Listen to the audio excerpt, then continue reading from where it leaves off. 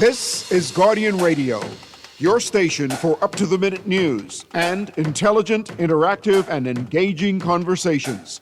96.9 FM. The views and opinions of the hosts and guests are their own and do not necessarily reflect the views of the management and staff of Guardian Radio.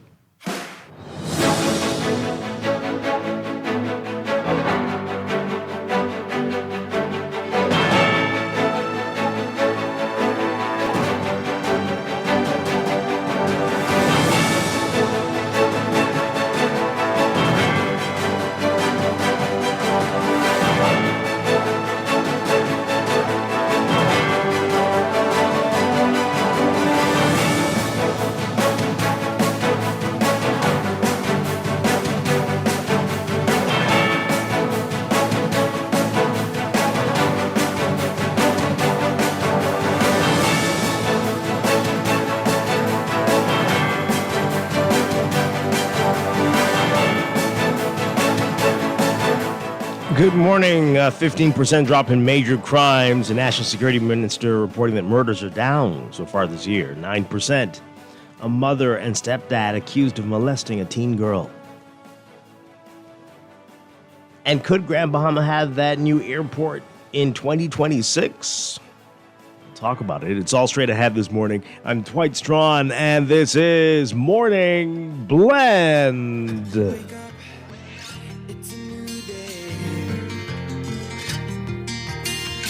Wake up, it's a new day. It's the start of a new way. Don't you know that it's the start of the end of the old way. Wake up, it's a new day. Wake up, it's a new day.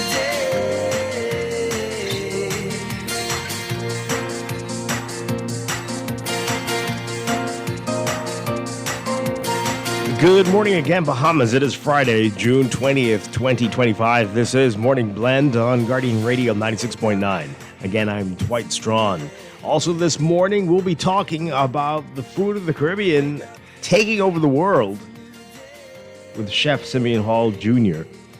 And later in business, it's our monthly HR series, Human Resource Series with Ahmad Rashad Thompson. We're talking about succession planning.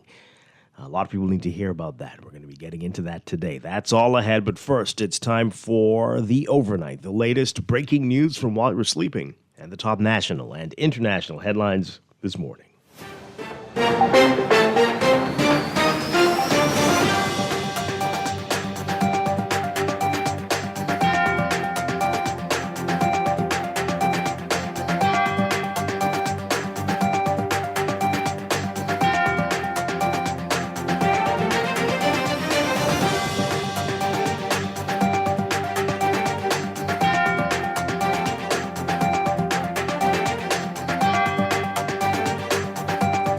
In the overnight, there's been a 15% decrease in major crimes so far this year compared to the same period last year. That's according to Minister of National Security Wayne Monroe.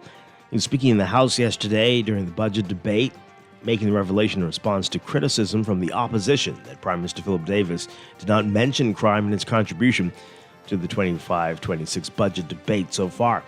According to Monroe, the statistics that they get from the police say there is a 15% overall decrease in major crimes. He says there's been a 25% overall decrease in crimes against the person, including murder, attempted murder, rape, unlawful sexual intercourse, armed robbery, and attempted armed robbery. Murder's down 9%. Crimes against property, which include burglary, housebreaking, shop breaking, stealing, and stealing from vehicles, also down about 11%. Monroe noting there's been a regional decrease in crime across the board of 14% in New Providence, 14% in Grand Bahama and the Northern Bahamas, and 19% in the Family Islands. He also noted that so far this year, more than 292 firearms and 20,024 rounds of ammunition have been seized, as well as more than 3,000 pounds of marijuana and nearly 2,000 pounds of cocaine. Monroe accused members of the FNM of acting as though, quote, murders drop out of the sky fully formed, and he called for a holistic approach to address the crime challenges facing the Bahamas. Monroe also saying there has not been an increase in cases of trafficking in persons, as he rebutted concerns from St. Anne's MP Adrian White over reports of increased cases of the sexual exploitation of minors by their mothers for financial gain. While White raised the concerns, as Monroe noted that the crime stats were down. As a Guardian earlier this month, in which Minister of Social Services Miles LaRota said there's been an alarming increase in the commercial sexual exploitation of minors involving mothers who are prostituting their daughters. White questioned why Monroe did not note the statistic in his analysis of crime trends. Monroe says that there were 8 cases of trafficking in persons before the courts. However, he noted that such crimes require people to come forward to authorities.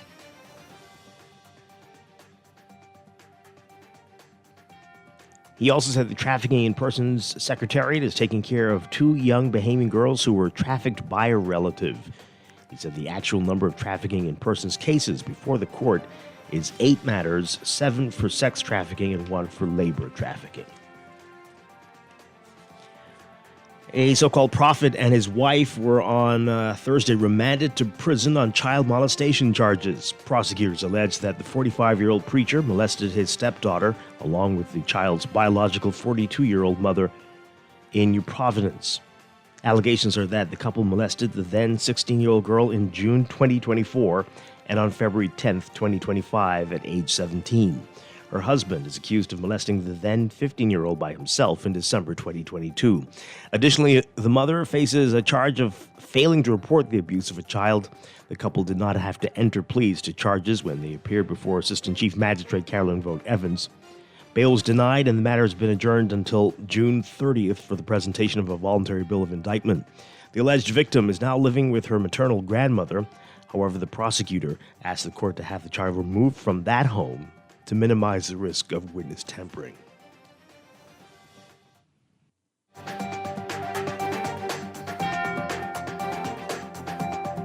A 20-year-old man who aided and recorded the sexual assault of a preteen girl was sentenced to 5 years in prison and 2 years of probation yesterday.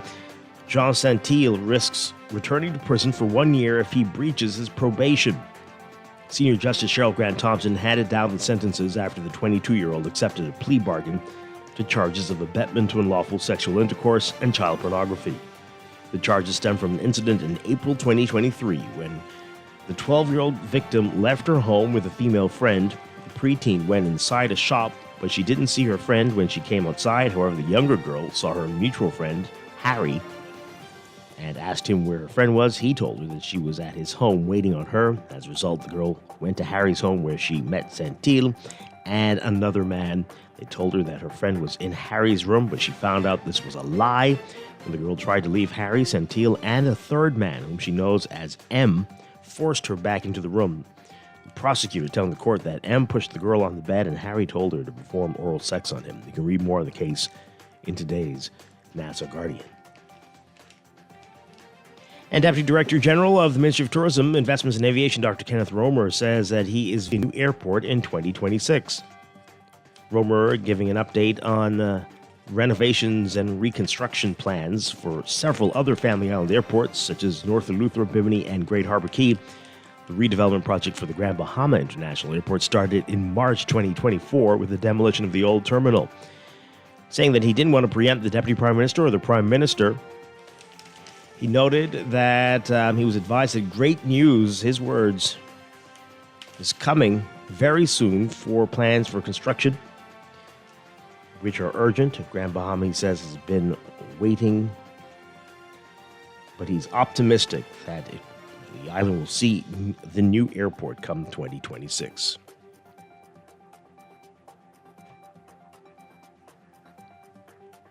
Overseas, Russian drone slamming into 2 Ukrainian cities, killing at least 1 person in nighttime attacks. As a Kremlin official said, he expected an announcement next week on dates for a fresh round of direct peace talks. Russia's overnight drone assault targeted the southern Ukraine port city of Odessa and the northeastern city of Kharkiv, hitting apartment blocks. The barrage of more than 20 drones injured more than 24 civilians, including girls aged 17 and 12. Ukrainian President Volodymyr Zelensky saying on a message on Telegram, quote, Russia continues its tactics of targeted terror against our people. Zelensky urging the United States and the European Union to crank up economic pressure on Russia. Russia has shown no signs of relenting on its attacks. More than 3 years after it invaded Ukraine, it is pressing a summer offensive on parts of the roughly 620-mile front line and has kept up long-range strikes that have hit civilian areas.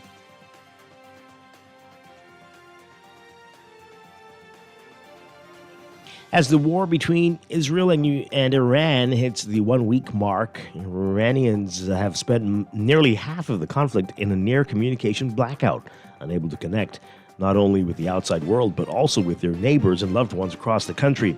Civilians are left unaware of when and where Israel will strike next, despite Israeli forces issuing warnings through their Persian-language online channels. When the missiles land, disconnected phone and web services mean not knowing for hours or days if their family or friends are among the victims. That's left many scrambling on various social media apps to see what's happening. Again, only a glimpse of life able to reach the internet in a nation of over 80 million people. Activists say it's a form of psychological warfare for a nation all too familiar with state information controls and targeted internet shutdowns during protests and unrest.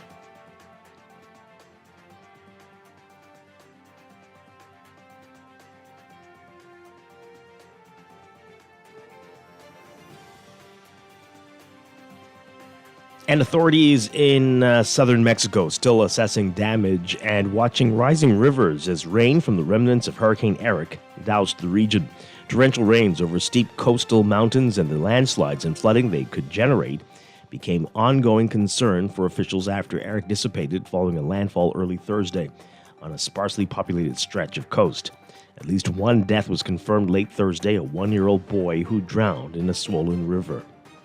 Eric came to shore down southern Mexico's Pacific coast in the morning as a Category 3 major hurricane, but it landed between the resort cities of Acapulco and Puerto Escondido.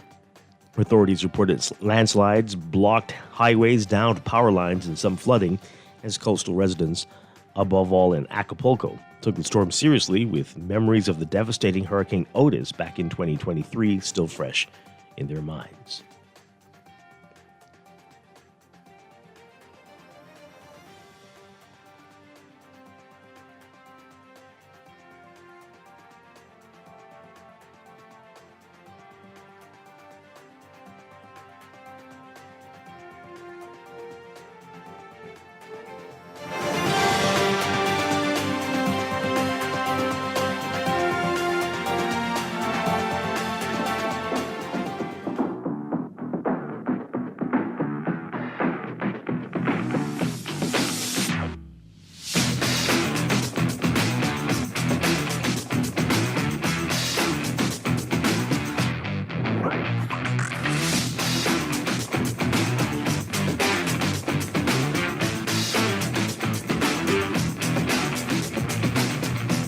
It's time for sports, brought to you by Kalik. The national cricket team remaining winless at the 2025 International Cricket Council Men's T20 World Cup America's regional final, drop it this time against Bermuda at the Magic Leaf Cricket Club in Ontario, Canada.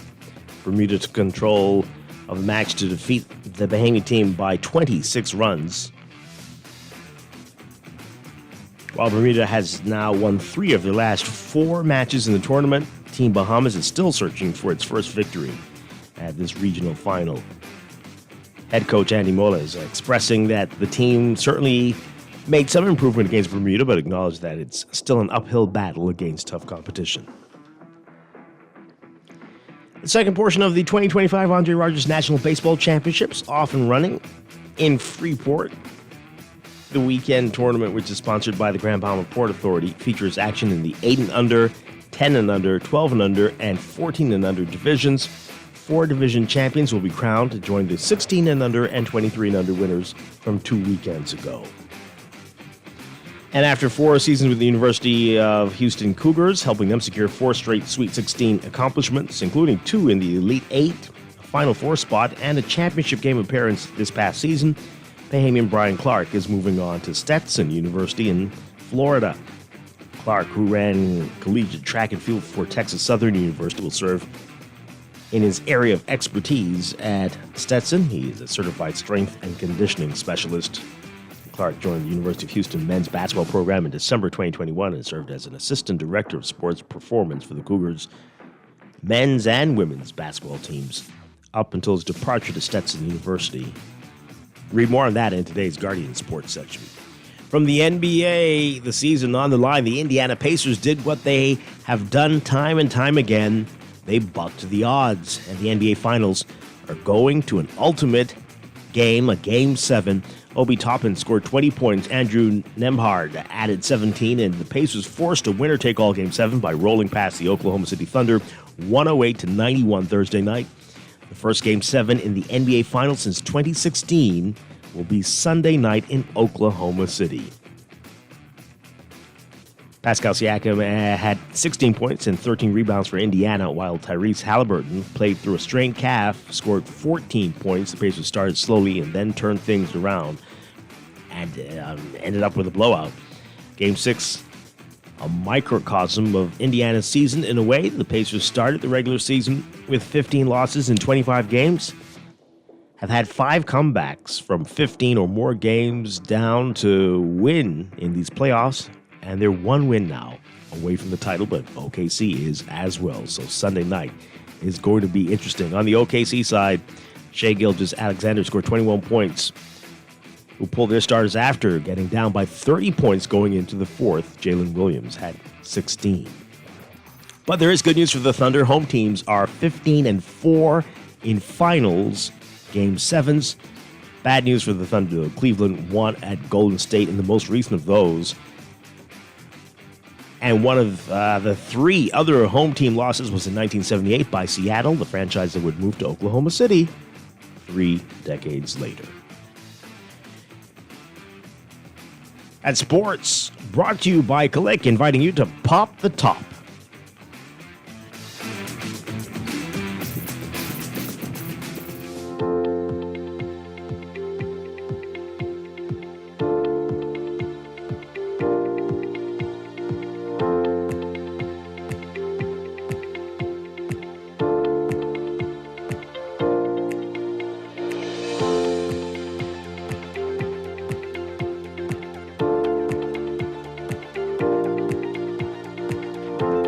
Your first look at weather brought to you by Star General Insurance. We've got a surface ridge across the area. That's going to lift northwards while weakening slightly today, and that will allow for gradual increase in low-level moisture across the country. That moisture is going to interact with the existing mid to upper level disturbance hovering over the area, and that will likely increase shower chances throughout the day. We saw quite a bit of rain in some parts overnight in Providence. Meanwhile, a tropical wave south of the Bahamas will strengthen winds and bring increasing cloudiness across the southern islands by tonight. So the lingering effects from the disturbance and the tropical wave will gradually diminish throughout the weekend as high pressure rebuilds by late Sunday. Then we're going to settle into a typical summertime pattern through to midweek. Another tropical wave will move into the area, and that's going to elevate shower chances by the end of next week. In the meantime, we have to deal with the high UV and heat indices. Everyone's being advised to wear loose-fitting clothing, sunscreen, sunglasses, take frequent breaks, everything you can do to protect yourselves. Afternoon thunderstorms are possible and may become intense at times, and that could bring some heavy rainfall. That could cause localized flooding, but we do certainly need the rain.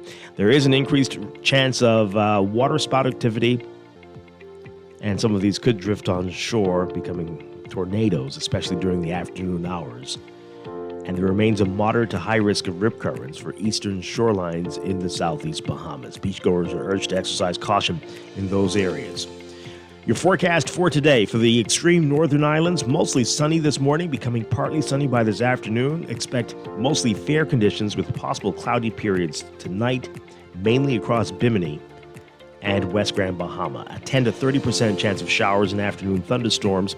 Winds east-southeast to south-southeast at 10 to 15 knots. For the rest of the northwest Bahamas and the central Bahamas, look for a mix of sun and clouds today, becoming mostly fair with cloudy patches tonight. A 20 to 30 to 40% chance of showers with afternoon thunderstorms. Winds east to southeast at 10 to 15 knots, becoming gusty at times. And for the southeast Bahamas, partly sunny today, becoming partly cloudy to cloudy by tonight. A 20% chance of showers with thunderstorms. Winds easterly at 10 to 15 knots today, increasing to 15 to 20 knots by tonight. We're in for another hot day today. Highs around 92 Fahrenheit, 33 Celsius, and the heat index will make it feel like it's 100 Fahrenheit, 38 Celsius. Overnight lows tonight getting down to a very warm 80, 81 Fahrenheit, or 27 Celsius. That's your first look at weather this morning. We'll have more on your extended outlook and a look at the tropics coming up in a bit. This weather check brought to you by Star General Insurance, made simple.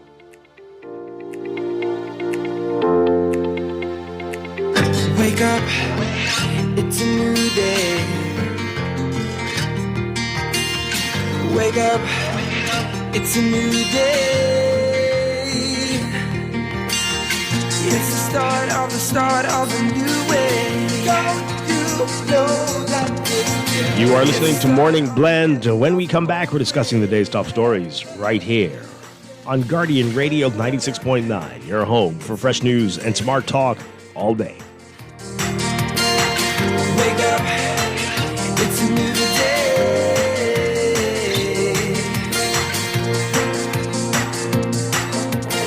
Tired of banks forcing you to use technology to bank the way they want you to? Your convenience is important. So no matter what your banking needs, Commonwealth Bank's friendly staff are always available in branch for that personal one-on-one service. But when you choose technology, our online and mobile banking app offers you state-of-the-art functionality. The choice is yours. Commonwealth Bank. Bank the way you want. For fast, reliable, and impactful printing services, look no further. Let Printmasters bring your masterpiece to life. We stand by our quality products that is second to none. Our affordable pricing and friendly, efficient staff makes Printmasters the ultimate choice for all your printing needs. We can deliver any type of printing services, from banners to booklets to business cards. You name it, we can print it. Let Printmasters bring your masterpiece to life. Located in the Nassau Guardian Building, telephone 302-2361. Now let me see now. 326 EPIC. Hello. This Epic Eckert battery. This Miss Beulah from round the corner. I hear you're selling tires now on Wolf Road too. Praise the Lord. It's about time. I live Fox Hill and Fire Trail. It's too far. That ain't all. They open Monday to Friday, 7 a.m. to 7 p.m. On Sunday and holiday, 8 a.m. to 4 p.m. My brother Sam, he's a hacker, and he could go right there and get fix up. Call us at 326-EPIC. We ship also to the Family Island. At Cleveland Clinic, care is everything. So when your primary purpose is to care for the world, you'd start with your community until you're accessible anywhere. You make complexities your specialties and put compassion before anything else, all to redefine what's possible. For everyone, everywhere. For every care in the world. Cleveland Clinic. It's time to upgrade the way you enjoy at-home entertainment. Alive Fiber is here. Enjoy all your favorite channels and streaming apps, all at lightning-fast internet speeds with affordable bundles, and it's only a click away. Visit www.alivefiber.com to sign up now. Stay connected, live your life. It's good to be alive.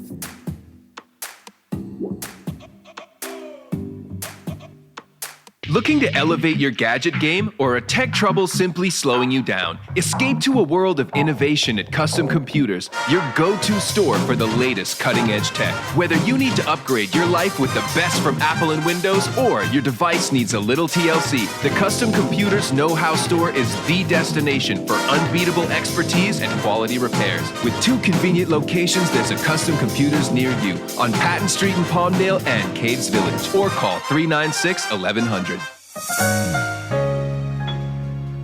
You work hard, you do your best, but sometimes a little extra support can make all the difference.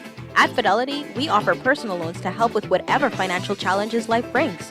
We offer quick, hassle-free, stress-free loans ready whenever you need it. Inquire and make that move today. Call 356-7764. Fidelity, we're good for you. Wake up, it's a new day. Wake up, it's a new day. It's the start of a new way. Don't you know that it's the start of the end of the old way. Wake up, it's a new day. Wake up, it's a new day. Welcome back to Morning Blend here on Guardian Radio 96.9. We are streaming live on GuardianTalkRadio.com and on the Guardian Radio app for smart devices. You can listen to us on your televisions on Cable Bahamas, Channel 969, and BTC Flow, Channel 612. Tweet us at Morning Blend 969. Text us 422-4796. Standard text rates apply. Once again, I'm Dwight Strachan. We've got a lot to talk about today, including what some international chefs are noticing, that the next big thing in the culinary world will be the food from the Caribbean. Chef Simeon Hall Jr. has been saying that for a while, but others are taking note now. We're going to talk about it in just a bit and what we can do to capitalize on this emerging trend. Hopefully it'll stick around for a long time. Later in business, it's our Human Resources series, our monthly series with Ahmad Rashad Thompson. We're talking about succession planning. You don't want to miss that coming up in our 9 o'clock hour. A lot to get to on this Friday, but let's begin with what's in the news.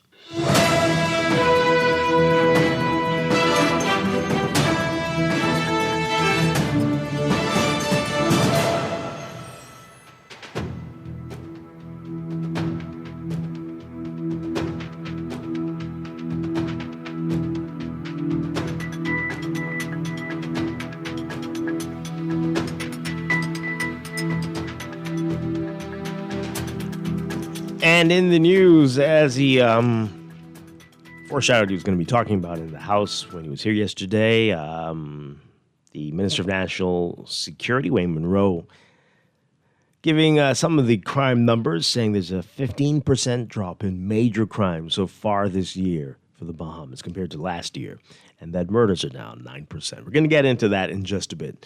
There are a couple of court stories here, though. Oh, man. Okay. So this one here, mother, stepdad accused of molesting teen girl. And another one, man jailed for assisting and recording sex assault on a 12-year-old girl. Wow. We'll get to that one in a bit. But this one, mother and stepdad. So it's not just a mother and a stepdad. It's a so-called prophet and his wife. They were on Thursday remanded to prison on child molestation charges. Our T.Z. Davis writing about this in today's Nassau Guardian. So prosecutors allege that the 45-year-old preacher molested his stepdaughter along with the child's biological 42-year-old mother in New Providence. I mean, that's she also molested. I think that means. Allegations are that the couple molested the then 16-year-old girl in June 2024 and on February 10th, 2025, when she was 17. The husband's accused of molesting the then 15-year-old by himself in December 2022. Additionally, the mother is facing a charge of failing to report the abuse of a child. The couple did not have to enter pleas to the charges when they appeared before Assistant Chief Magistrate Carolyn Vogt Evans.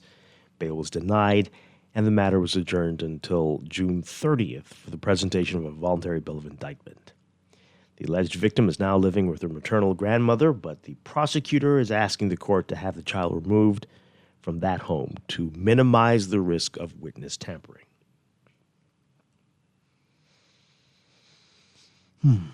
Preacher, 45 years old, and his wife, calling himself a prophet. Then this one, man jailed for assisting and recording sex assault on 12-year-old girl.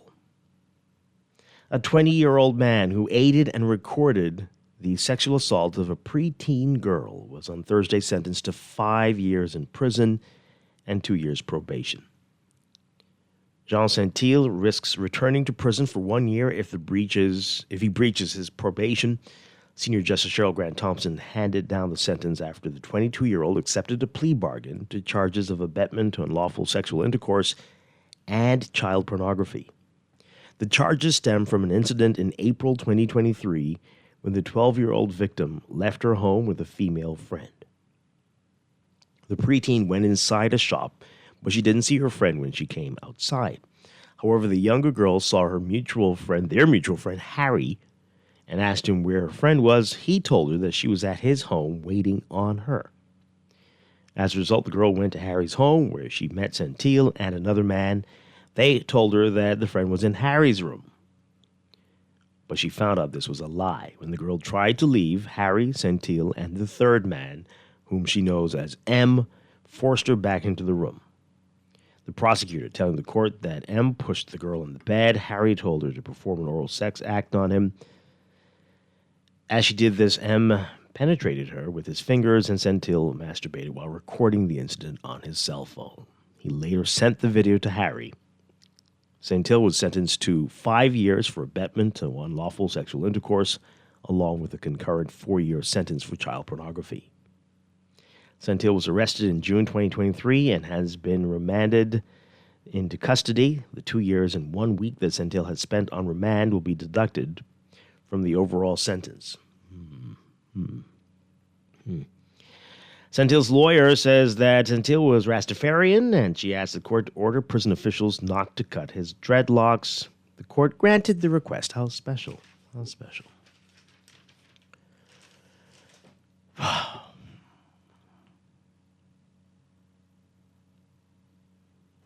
bet that girl wished she could have requested some things not happen to her.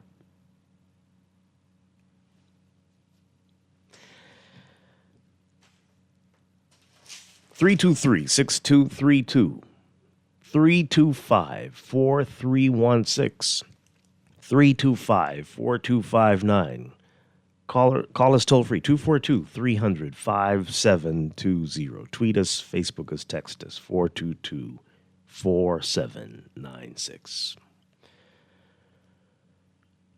Wow. Wow. Let's take these calls. But crime is down, though. Crime is down. And even crimes against a person, including rape and unlawful sexual intercourse. But that doesn't mean we don't have a bunch of sick people. Sickos, psychos, freaks living amongst us. Caller, what say you on this? Good morning. Good morning, Dwight. How you doing? Disturbed. Very disturbed. Yeah, lots of sex crimes in the news. I have two observations. One is I'm trying to understand, in the case of the prophet and his wife, and the alleged crimes that they're charged with, it says that they were denied bail. If we take the position that people are innocent until proven guilty, do you think that the outright denial of bail is usually a good position So remember now, this is the magistrate's court. They can't grant bail. You have to go to the Supreme Court, and that will happen soon, probably. Okay.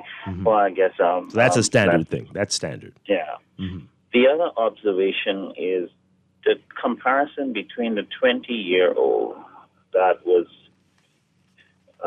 sentenced to 5 years for recording. If I understand right, his sentence is directly related to him recording the incident, right? Recording, and then he sent it to one of these guys. So, Let's compare that to the actions of the visitor on the ship. which we learned about earlier this week, which was way more egregious than recording. Remember that incident? I can't forget it. Yeah. So why the difference in sentencing if you can get 5 years for recording, but what that visitor did on the cruise ship, I don't understand the disparity in the sentencing for both were sex crimes. You know, if I think, and I can think of some things already about how, okay, so that guy on the ship said he was completely wasted, right? No excuse. But he was out of his mind. It doesn't appear that this person was out of their mind. They sat there, they stood there, they did some terrible things, and recorded it and distributed it. So, like, you really are a sick freak. I think, and perhaps that's what's going on here. But Dwight, I would think that the victim, let's look at the crime from the perspective of the victim and not the perpetrator. The damage done to the victim in the case of the person on the ship and the person who is recording, I don't see a difference in the damages. I agree with you. And I have a problem processing the disparity in the sentencing. It just doesn't square with me. That's just my observation. Yeah. One final thing, congratulations on the interview with Minister Monroe yesterday. I think it was a very good interview.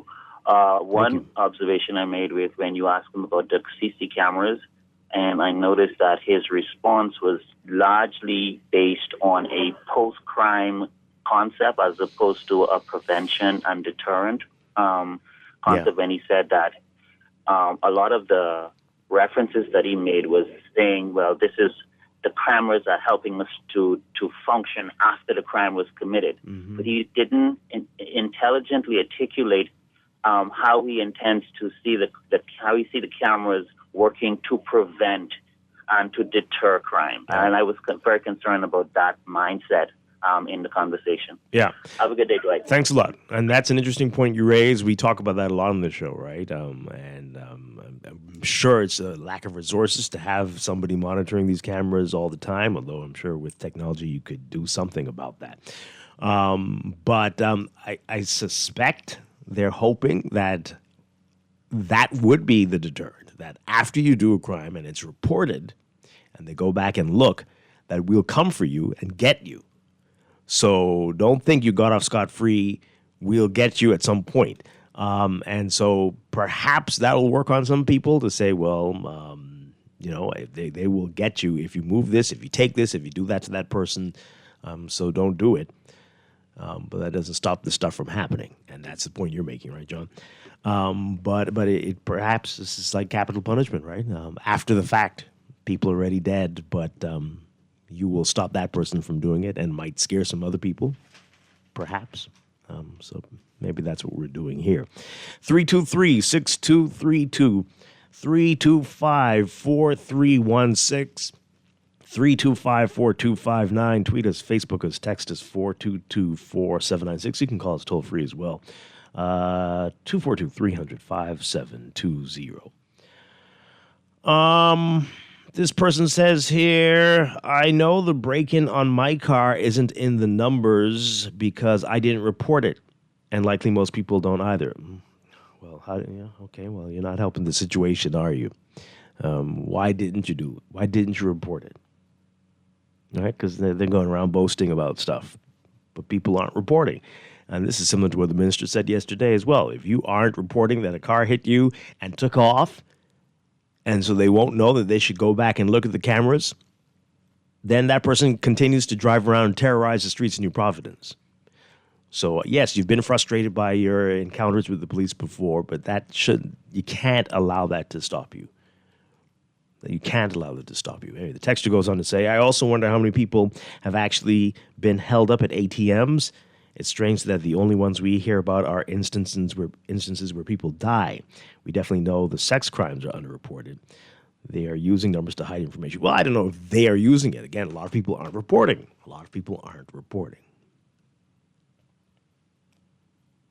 That's not helping anybody. That's not helping anybody at all.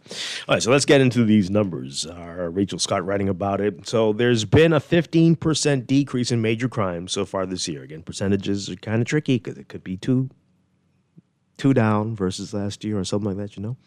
But anyway, Minister of National Security Wayne Monroe reporting this in the House yesterday. He made a revelation in response to criticism from the opposition that Prime Minister Philip Davis did not mention crime in his contribution to the 2025-2026 budget debate in the House of Assembly. I'm pretty sure he was going to do it anyway, as he is the Minister of National Security. But anyway, he says the statistics they get from the police, whom they really need to stop disrespecting, this is a quote, say there is a 15% overall decrease in major crimes. Is he talking about the opposition disrespecting the police? Is that okay? He said there's been a 25% overall decrease in crimes against the person, including murder, attempted murder, rape, unlawful sexual intercourse, armed robbery, and attempted armed robbery. Murder is down 9%, he says. But he says this is still too high. Crimes against property, which include burglary, housebreaking, shop breaking, stealing, and stealing from vehicles, also down 11%. He says there's a regional decrease in crime across the board of 14% in New Providence, 14% in Grand Bahama and the Northern Bahamas, and a 19% drop in the Family Islands. And he also noted that so far this year, more than 292 firearms and 20,024 rounds of ammunition have been seized, as well as more than 3,000 pounds of marijuana and nearly 2,000 pounds of cocaine. Monroe accused the FNM of acting as though, quote, murders drop out of the sky fully formed, and he's calling for a holistic approach to address the crime challenges facing the Bahamas. He said the Davis administration has undertaken key efforts to work towards this, but those initiatives were not given adequate attention or consideration under the last FNM government. Monroe said these include the introduction of intervention programs, putting police officers on school campuses, and partnering with existing community programs to provide positive experiences for children. Monroe said, quote, you did none of that, and then we're surprised that 15-year-olds are killing people. What now? He added, quote, we all have to become involved. My church, the Anglican Diocese, is focusing on family. The Catholic Diocese is focusing on it. Everybody seems to be getting it. And this facile return to this concept that murderers drop from the sky fully formed has to be stopped. The FNM has stepped up, we're told, with intervention programs, and so people seem to be getting it. Those are all quotes. Okay. Let's get your reaction to it. Let's talk about that texter as well, who said that they didn't report their issue, and so probably the numbers aren't included. Well, of course not. But let's talk about that challenge that we have, that the police force has. People aren't recording that their bumpers were stolen, that their headlights have been taken, that somebody smashed their window, that somebody stole their car, that they were robbed at an ATM. I don't know why you would not report that. That's weird. But people just say, hey, this happened to me and I didn't do anything. Why? Give us a call, 323-6232, 325-4316, 325-4259, toll free, 242-300-5720. Tweet us, Facebook us, text us, 422-4796. This texter says here, I heard one of your callers make a comparison with the two sentences, one with the drunk visitor and the other with the man who recorded the sex act. In my opinion and experience in court, the court will take into consideration the fact that a drunk committed a crime and a person who lured a female to his home for a sex attack on her and shared it on social media. Yeah, I think that's what's happening there as well. I do think that. And did this guy plead guilty? I'm not sure if he did, but the tourist did. The tourist did. Yeah, it's kind of, they're both horrible. Everything's horrible, but this is like demented. Really demented. The person says here, the person who was, this is another text, the person who was intoxicated or out of his mind completely shouldn't get off so easy because you drink all those alcohol drinks. No one forced them down your throat. I agree. We're just trying to understand the sentencing. And his story is disgusting. He said he's a father of 10 and 6 daughters, yet he did that to that 20-year-old girl, 21. It's insane. This person says they're speaking of crime statistics. Was it ever reported whether the mothers who sold their daughters were actually sent to jail? And what about the woman who was supposed to be watching the children who were in that fire was notable? Well, the last part, it's an accident. Come on, I don't know what you're saying. But anyway, the first part, well, that's a very good question, right? The minister talked about it, but what's happening? Was anybody prosecuted? Has anybody been charged? What is happening with these girls that you've learned about? We were just told about it, and then that was the end of it. So what's going on? Good question. That part, I don't know what you're doing with the last part there. We'll get to the calls in just a bit. This person says here, this is the person who didn't report. Why didn't I report it? What's the point? There are no cameras. Nobody sees anything. And the police saying can get no car to come to the scene. Well, you might have to get there, though your car was stolen, right? But I might have to get a ride. But according to Wayne Monroe, as he said yesterday, they've had an increase in recovered stolen vehicles. And he attributed that to CCTV.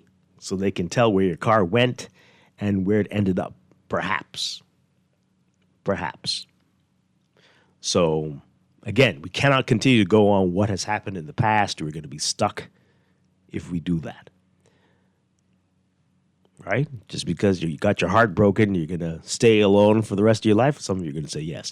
But that's not the way to do things. Right? Okay, another person said, oh boy, another one. I called the police to report a break-in in progress and was told that no cars were available. 5 months later, still waiting for them to show up. Oh, man. Well, you might need to remind them. I'm sorry. And so they say, yeah, why should I call to report? So whatever happened? You said it was in progress. Did you chase them away? I hope you weren't hurt. You all can't leave these. You got to give us more information with these text messages. Please send me more information. Hope everything worked out in that case. I'm sorry about that. Wow. This texter says here, let's be real. ATM robberies are not solved unless the victim was a police officer or a high-ranking official. Oh, man. This is a tough crowd. Whoa. Let's take this call. Good morning. You're on the air. Almost said car. Let's take this car. Yeah, good morning. Good morning, Dwight. Good morning to the White of Bahamas. Hi. A couple of points, Dwight. On the Wayne Monroe conversation, he did mention a couple of things, but they came across as aspirations as opposed to a strategy. Just use an example. And I don't want to go and break it down because I most likely will some other time. But the policeman, digital policing is not something that's coming. It's something that's been around with us for years. And when we talk about data protection, we now live in an environment where you can anonymize data and actually protect it, even when you use it in the public environment, like you talked about the tethered drones, right, around town, etc. Mm-hmm. Some of those would tie it into real data analytics with AI, can actually track cars and disperse them even when the drones go up automatically when a crime particular happens. It's New Providence is like almost a playground that you would give a university students, something to digitize, especially when it comes to predictive policing and the other analytics. But for us, it has become such a tremendous strain or a major feat to accomplish considering these technologies. So you're saying university student because it should be easy? It should be relatively easy? Is that what you're trying to say? A group of university students at some university, probably even at the University of Bahamas, if given the proper tools and the proper person to direct them, could digitize New Providence for policing. You don't have to say even the University of the Bahamas. My gosh. Okay. Huh? You don't have to say even the University of the Bahamas, but I hear you. Okay. No, when I say even, the University of Bahamas is there, but understand this. Imagine that you can do something, but you're restrained without access to the resources. When I say even university, that means that it requires that they may have the competence, but they don't have the tool. Right. Okay. All right. Okay, not their capability. I'm simply saying is that because the other places, like you talked about on your show, or another person talked about the show on one of your shows, talked about how governments support innovation by funding it and looking for things to accomplish and change. But we just passed, I've talked about this for your whole time of your show being on, concerning passing a data law that protects and minimalizes it, not only just for us, but for the natives of the tri-state destination. So I won't stick to that. But just imagine, Dwight, Bahamas, where we talk about freedom of information, where everything that is done is access to the public in real time, except in real time where we actually tag those information that is meet those privacy standards. Okay. But you could know when crime is happening, and people would be more inclined to even report it, knowing that the information is protected, so that even if a policeman go look up C. Allen Johnson's name, it tags and remembers that he looks it up, and if it ever found out that he does, or I'll be notified that somebody in the police department looked up my name, unless it does not related to a crime, and I could then go and press charges against the person that looks it up. That has been done in Estonia for almost a decade or two now. Wow. So these are not new in other places around the world. So we're a tiny little pimple on the back of a mouse or whatever you want to call it, but somehow these are big achievements. But we talk about 21st century Bahamas and all of these different things. But another point, Dwight, is that one of the greatest reasons for crime is a lack of opportunity, a lack of purpose, a lack of integration. And so when you talk holistically about fixing crime, it has to have a social aspect towards it. And you can't say, we have to educate and do this and everything, and your education system itself is broken. Mm-hmm. And so when you even talk about how do you help prepare these people, and you talk about these 21st century jobs and what AI do, and you can have AI policy and all these different things, and you haven't mastered the analog aspect of which AI must be built on. So then how do you create policies around it? And just let me end and say this, Dwight. You must have a show where, and I have a title for you, Dwight, Hope is the New Political Dope. Because empty optimism can be a dangerous but blunt cynicism, okay? And so the problem is that hope is essential, but it has to be tied to things that comprehensively can be resolved. And so what is happening is we are causing citizens to be disconnected. We have given them a way out to accept responsibility for involvement by hanging to hope as opposed to taking action. Yeah. Okay. Interesting. Thanks a lot. Appreciate it. All right. Continue to call in 323-6232, 325-4316, 325-4259, toll free 242-300-5720. We're talking about crime, the drop in numbers for major crimes, even murder so far this year, but also some horrible stories in the paper today involving sex crimes, which are also down, supposedly. Although it feels like we've been reporting, talking about stuff a lot. Maybe it's the court cases. Perhaps that's it. And so those wouldn't be necessarily this year, but my goodness, it's been a lot. And this texter says, this is back to the texter who called to report the break-in in progress. And they said, so I was homesick and I watched the neighbor's house get broken into when I called and was told no cars available. I guess the car's on order. Oh my. Wow. This person says that nothing's going to happen. My wife is involved in a hit and run where they basically rode off her car. They hit her car so hard that their bumper fell off and they fled the scene. She barely could have made it to the police station just a foot away from the driver's side of the car. She barely could have made it to the police station just a foot away from the driver's side of the car. Any closer and she would have been dead. She ended up reporting it, had the whole license plate on the bumper that they left at the scene, did a whole police report, and nothing. How could you even have the person's license plate and not come to some conclusion? That's unbelievable. Was the car stolen or something, or was... No, that's obviously, sadly, that's somebody well connected. No, I don't even feel like talking anymore. This is demotivating. So what? Okay, please text us back. Was that car? Did they say the car was stolen? That could be the only thing, and whether you believe it, but no way. Wow. Let's take this call. Good morning, call. You're on the air. Hey, morning, Dwight. How's it going? Doing well. Sort of. Great. I've said from time immemorial that crime is not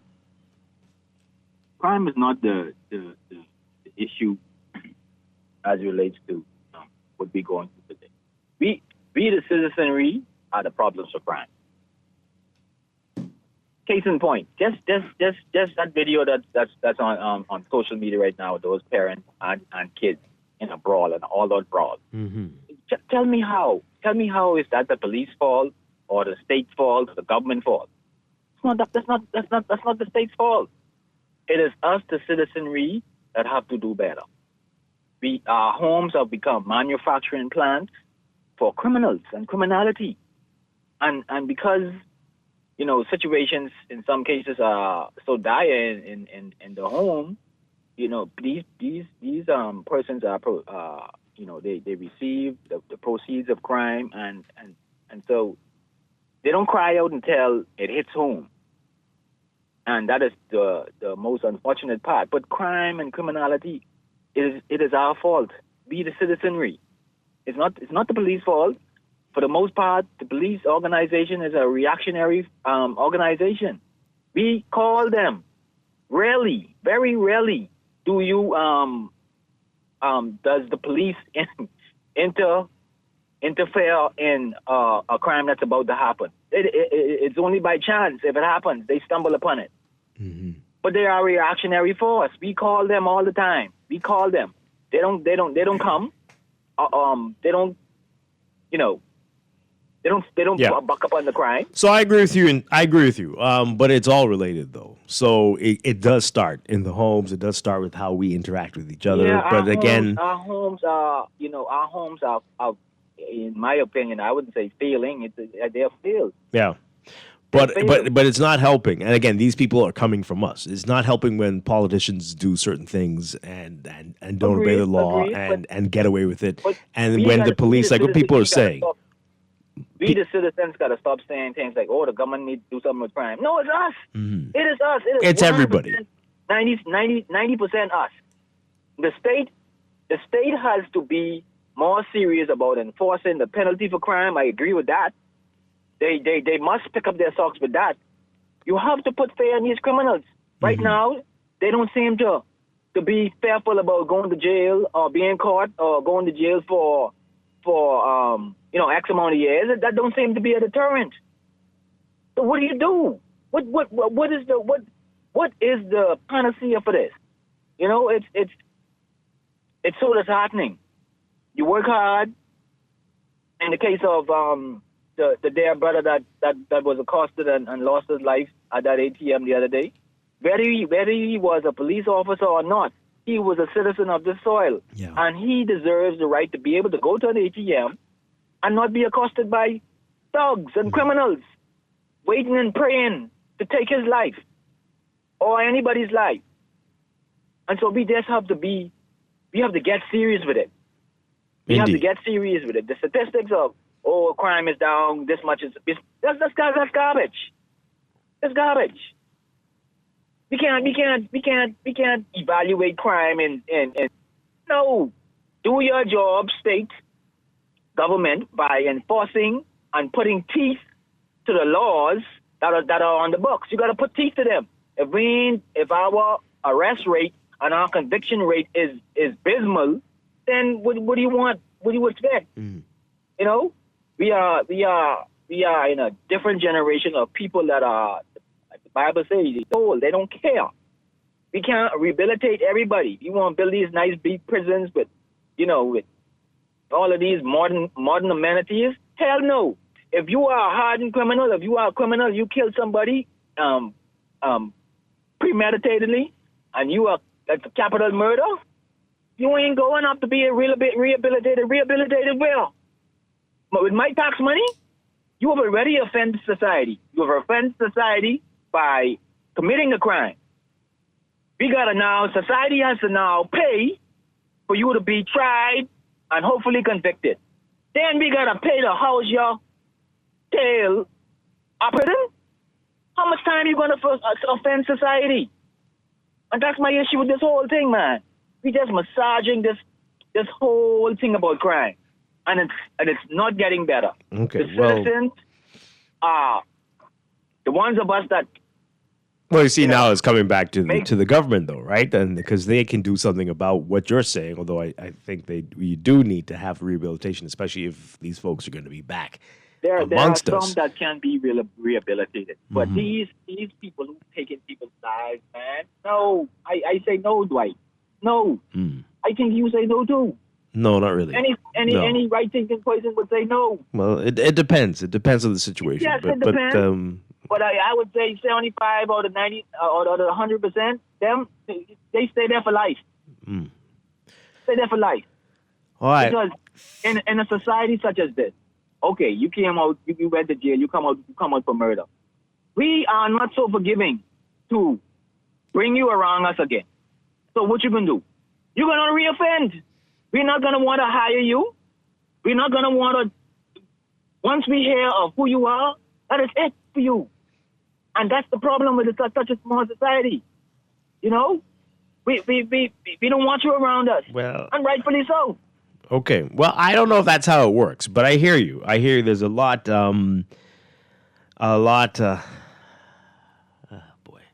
It's complex. There's certainly a lot of people who know that the people around them are murderers and are quite fine to be around them and to be working with them and hiring them. So I don't know if that is exactly how it works, but I understand what you're trying to say. But it's everybody. It is. We have to change it at the ground level, absolutely.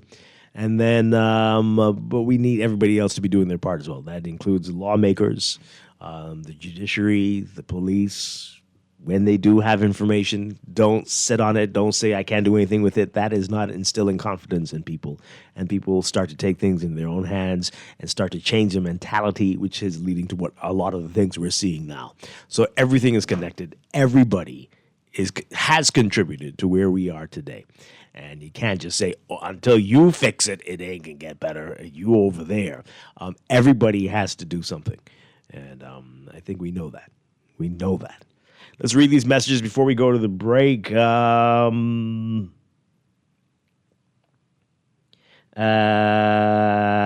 texter says here, I recall someone in a group asking a police officer to look up a license plate number simply because they saw someone drive through a public corner, and the policeman agreed to do so. I cannot tell you how shocked I was. I realized that the police don't understand privacy.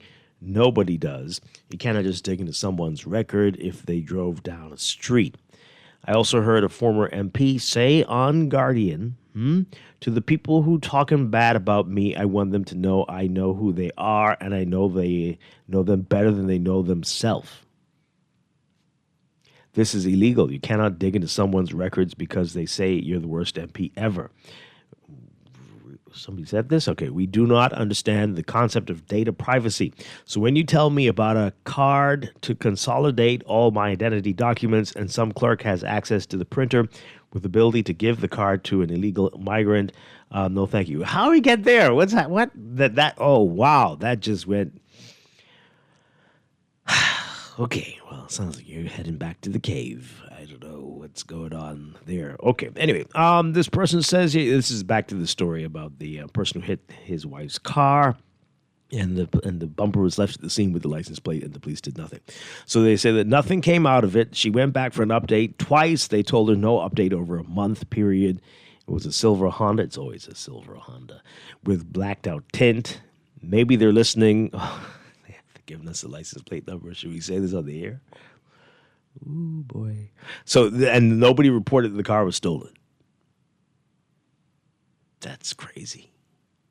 So to the caller, you see that there? Now, that is not helping the situation. When the police are acting like that, that is a problem. That's a big problem.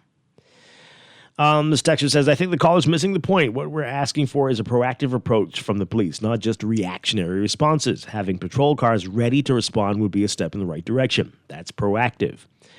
But the reality is they don't even have that. They're not being reactionary either because they're not even making an effort to secure the necessary resources. That's not true.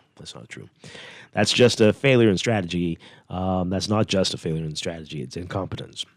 Well, I don't think they're not making an effort. It might not be used in the way you'd like or we'd like.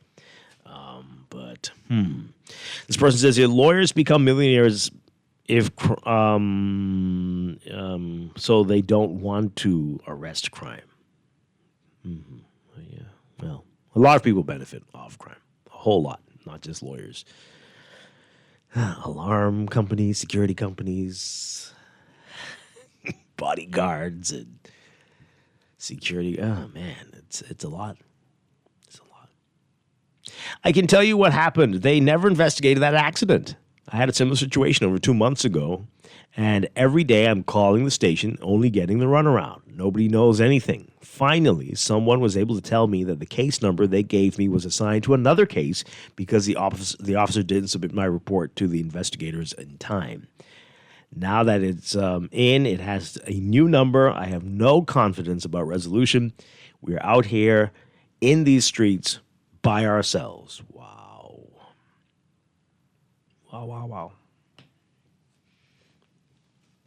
I just want to play music for the rest of the show. Can we do that?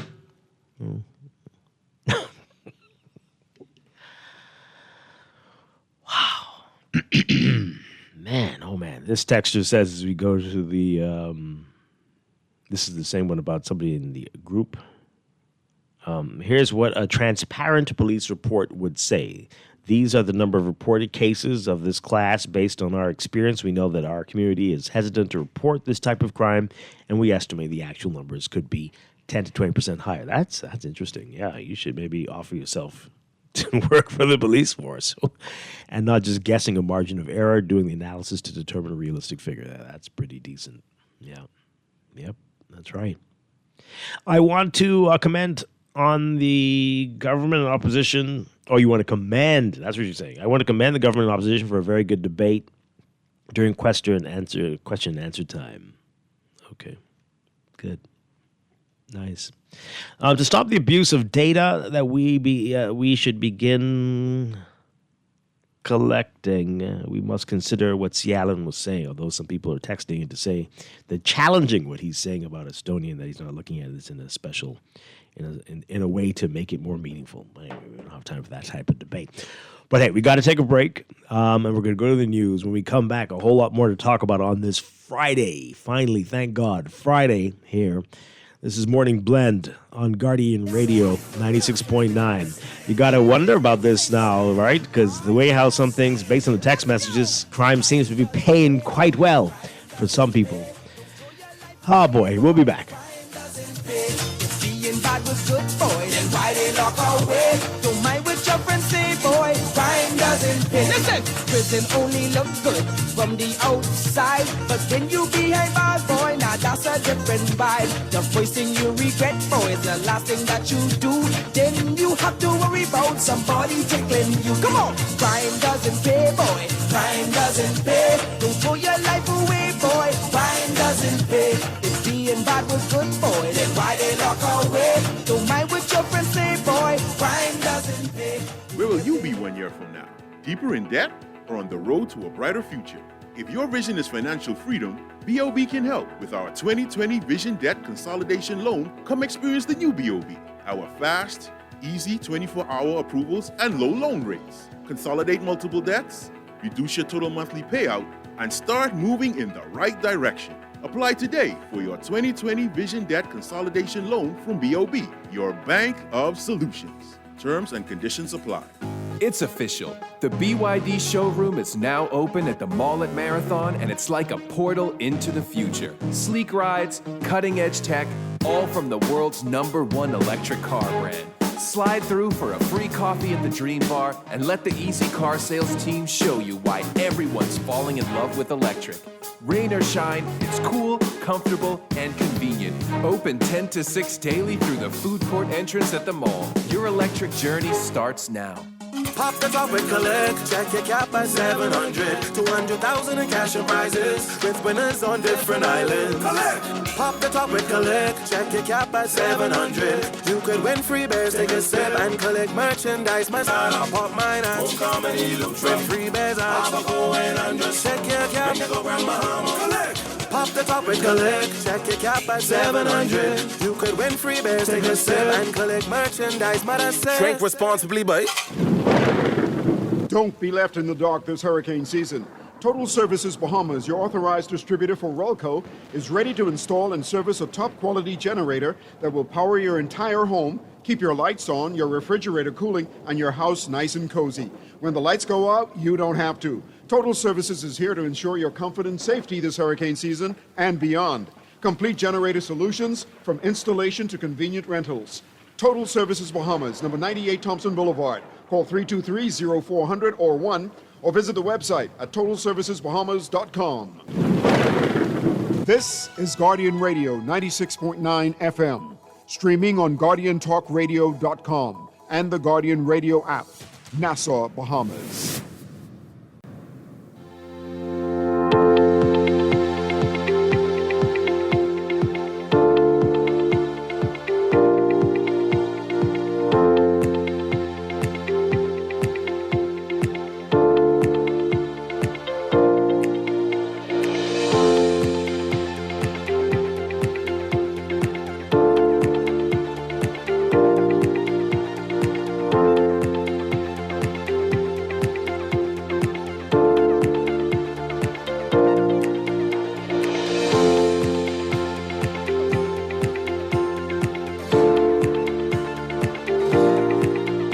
Welcome back to Morning Blend here on Guardian Radio 96.9. We are streaming live on GuardianTalkRadio.com and on the Guardian Radio app for smart devices. We're also on your televisions on Cable Bahamas Channel 969 and BTC Flow Channel 612. You can tweet us at Morning Blend 969 or Facebook.com/Morning Blend 969. Text us 422-4796. And now at 8:22, time for your final look at weather for today, brought to you by Easy Car Sales. Beat the heat, shop for your BYD at the Mall at Marathon, and take a cool test drive today. Here's what's happening. We've got a surface ridge across the area that's going to lift northwards while weakening slightly today. That's going to allow for some gradual increase in low-level moisture across the area. That moisture is going to interact with the existing mid to upper-level disturbance hovering over the area, and that's going to lead to an increase in shower chances throughout the day today. So a tropical wave south of the Bahamas will also strengthen winds and bring some increasingly cloudy conditions across the southern islands by tonight. So the lingering effects from that disturbance and the tropical wave, that's going to gradually diminish throughout the weekend as high pressure rebuilds by late Sunday. Then we're going to settle into a typical summertime pattern through to midweek next week. And another tropical wave will move into the area. That's going to elevate shower chances and thunderstorm chances by the end of next week. In the meantime, we have to deal with the heat indices and the UV indices. They're in the very high range, and so everyone's being advised to limit outdoor activity, take frequent breaks, wear cool, loose-fitting clothing, do all those things. Hydrate, hydrate, hydrate. Thunderstorms are possible. Afternoon thunderstorms especially could be intense at times, and that could bring some heavy rainfall and cause localized flooding.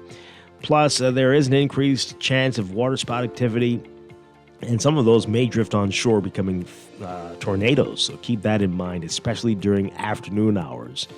Rip currents, there is a moderate risk of rip currents, moderate to high risk for eastern shorelines, especially for the southeast Bahamas. So keep that in mind as well.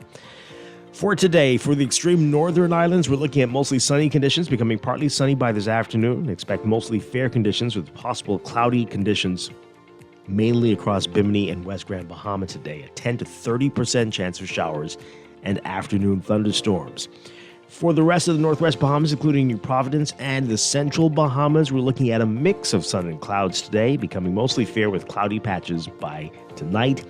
a 20 to 40% chance of showers with afternoon thunderstorms. And for the southeast Bahamas, partly sunny today, becoming partly cloudy to cloudy tonight with a 20 to 30% chance of showers and thunderstorms. Another hot day in store, highs around 92 Fahrenheit, 33 Celsius, but the heat index will make you feel like it's 100 Fahrenheit, 38 Celsius. Overnight lows tonight getting down around 81 Fahrenheit, 27 Celsius. In your extended outlook, for Saturday, tomorrow, partly cloudy to cloudy in the southeastern islands, a mix of sun and clouds for the rest of the country during the day, turning mostly fair with a few cloudy intervals at night. A 20 to 40% chance of showers with thunderstorms. Sunday, pretty much the same, a mix of sun and clouds during the day, turning mostly fair at night, 10 to 30% chance of showers with thunderstorms. That's going to hold from Monday and Tuesday and into Wednesday. Rain chances going up by Thursday. In the tropics are quiet. Tropical cyclone formation not expected during the next 7 days for the Atlantic hurricanes. That's your morning blend, Weather Check. Weather Check also brought to you by Sherwin-Williams Paints. Dull walls bringing you down? Well, Sherwin-Williams has the cure. Don't have your place looking toe up. Get that glow up with the superior quality of Sherwin-Williams Paints.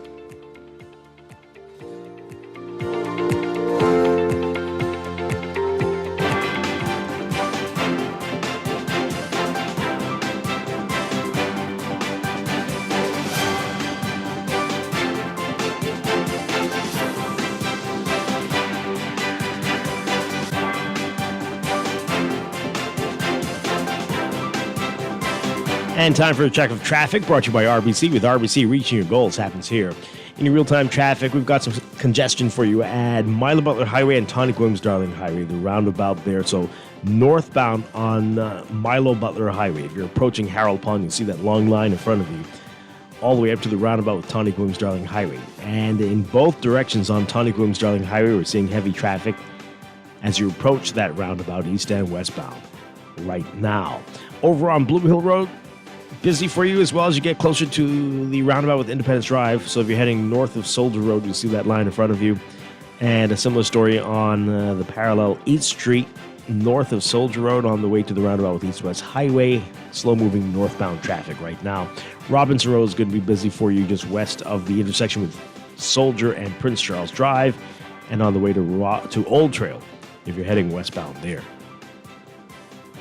Elsewhere, not much to talk about as we are in that summertime pattern. Schools are, for the most part, closed. We are seeing some heavy traffic on the Sydney-Poitier Bridge, though, heading over to Paradise Island. That's your real-time traffic and your Morning Blend Traffic Alert brought to you by RBC. With RBC, your ideas happen here.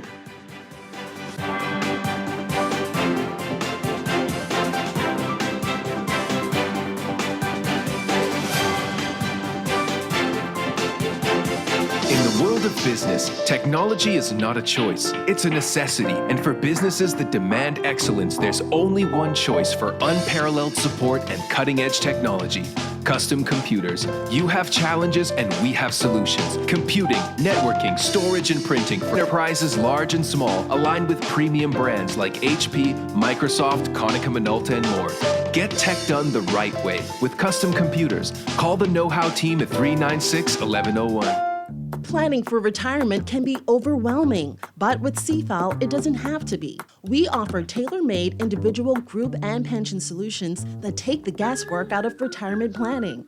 Whether it's for you or your company, don't leave your future to chance and let the trusted hands of CFAL's experts guide you toward peace of mind and financial stability. Low upfront costs and affordable monthly payments make it easy for you to build wealth so you can live well. Visit us at cfal.com to start on your path toward financial freedom. CFAL, growing wealth for future generations. What makes a hero? Someone who makes a difference in their community. Someone who has performed an extraordinary act of bravery or kindness. Someone who touches lives without recognition. Does this sound like someone you know? Through the CIBC Caribbean Unsung Heroes program, you can nominate your unsung hero for recognition. Nominations should be in one of two categories: outstanding work in the community and act of heroism. Send nominations to Unsung Heroes at CIBCFCIB.com on or before July 31st, 2025. Would you like to know more about divorce, personal injury, wills, company formation, conveyances, and mortgages? Well, then sign up for Halsbury Chambers' 21st Annual Free Legal Clinic, Saturday, June 28, 2025, Village Road North. Call 393-4551 to reserve your spot today. Space is limited. Lawyers available from 9 a.m. to 3 p.m., consultations only. This is a community service event sponsored by Halsbury Chambers. Don't shop at Sherwin-Williams then. Don't get the best service in the Bahamas then. The love is really, really strong in Sherwin-Williams. We don't just sell paint. We service you with a smile, good hearts, mind, soul, and body. And we love our customers as much as we love ourselves. Yes, real talk. I'm not just saying this Real talk. to impress myself. We love to go beyond with customer service. So they feel delighted to come in Sherwin-Williams because they know I can either see Dee Dee, or I can see Shelly, or one of our other wonderful staff members. We treat our customers with the respect of our boss because there are many paint companies they could choose to go to. No, baby. If they go to some other paint companies, so I gonna get this little thing at the end of the week. We want to make sure you get that little ting, Shelley. Come visit Shelley and Dee Dee at Sherwin-Williams Bahamas, and you'll surely find colour in every day. You work hard, you do your best, but sometimes a little extra support can make all the difference. At Fidelity, we offer personal loans to help with whatever financial challenges life brings. We offer quick, hassle-free, stress-free loans ready whenever you need it. Inquire and make that move today. Call 356-7764. Fidelity, we're good for you. It's official. The BYD showroom is now open at the mall at Marathon, and it's like a portal into the future. Sleek rides, cutting-edge tech, all from the world's #1 electric car brand. Slide through for a free coffee at the Dream Bar and let the Easy Car Sales team show you why everyone's falling in love with electric. Rain or shine, it's cool, comfortable, and convenient. Open 10 to 6 daily through the food court entrance at the mall. Your electric journey starts now. This is Guardian Radio 96.9 FM, streaming on GuardianTalkRadio.com and the Guardian Radio app, Nassau, Bahamas.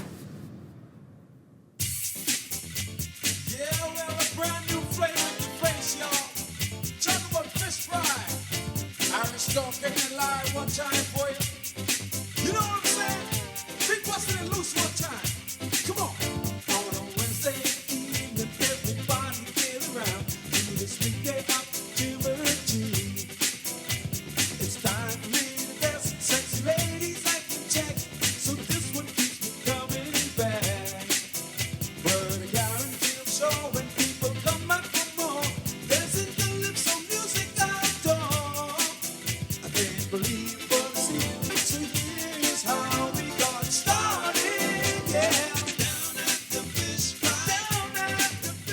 We are back with Morning Blend, Guardian Radio 96.9. Dwight Strong with you on this Friday morning. And okay, we're changing gears, and I'm so happy to change gears because that first part of the show was getting heavy and getting rough. It did get some great messages. I may read them at the end of the show that came in late. But we're changing gears. We're talking about something everybody can get happy about. Food, and we're very, very happy to have back with us Chef Simeon Hall Jr. Good morning, sir. The Emmy Award-winning Chef Simeon Hall Jr. Always a pleasure to have you with us. Thank you so much for having me. I'm glad to rescue you. Yes. Right now. Oh man, you don't know. So we're gonna be talking about food of the Caribbean, and you sent me this clip, and this is pretty amazing. So American celebrity chef and restaurateur Dave Chang. made some interesting comments. That was this year. Yeah, right? that was a couple of weeks ago. Okay, wow. And so I actually only know Dave Chang because he's on that show Loot. So that's embarrassing. But I know who he is. He's playing himself on that show. It's really interesting. But anyway, take a listen to what Dave Chang is saying here in this clip. It may not happen immediately, but there is going to be a period of time where the food of the Caribbean will be the hottest thing around, because it has to be, right? There is no choice because of the way flavors are evolving and merging. I'm giving you a personal guarantee that at some point, the whole metric and the whole perspective of how people might view the food of the Caribbean, and this is going to happen to all over the world in cuisine, but it has to happen here because of the flavors and the techniques involved. And again, I've seen this time and time again with all facets of gastronomy. This is going to have a well-deserved and long overdue moment where people are going to try to celebrate it, and you're going to have restaurants that Paul and others are working on that are going to change the perspective. Okay, Dave Chang speaking there, and you told me off here, since he made this proclamation, there's been some movement. Yeah, of course. There's been a huge domino effect. Oddly enough, I had at least almost 20 people send me that clip. I don't know, I must be the ambassador for speaking about Caribbean food, but I've been saying that for the past decade or so. And so he is really, really, advocating and telling the world to look out for Caribbean food. And there's the reason behind that is simple. Caribbean food is delicious. Bahamian food is delicious. We are up there. When you talk about great flavors, delicious food, etc. But, we have to celebrate our food first. And if you cook, they will come. Yeah. All right, so let's get into it. I mean, are Bahamians getting it, though? Do Bahamians understand this? Well, the thing about the Bahamas is we are a broad chain of islands. I think we get it more in other islands where there's not so much fast food, etc., etc. When you go to those areas, it's still slow-cooked meals, seasonal dishes, etc. But when you come to here, the influence of being a nation of, let's say, it's about 300,000 of us here. How many? 400, How many tourists we had last year? Anywhere where you have more visitors than you have locals, you're gonna have some. That's interesting. Something is going to happen, and so we have to stand strong and make sure that people understand and see us through our food. And the best way to do that is for us to embrace it. I put out a post the other day about Peak Feed Sauce.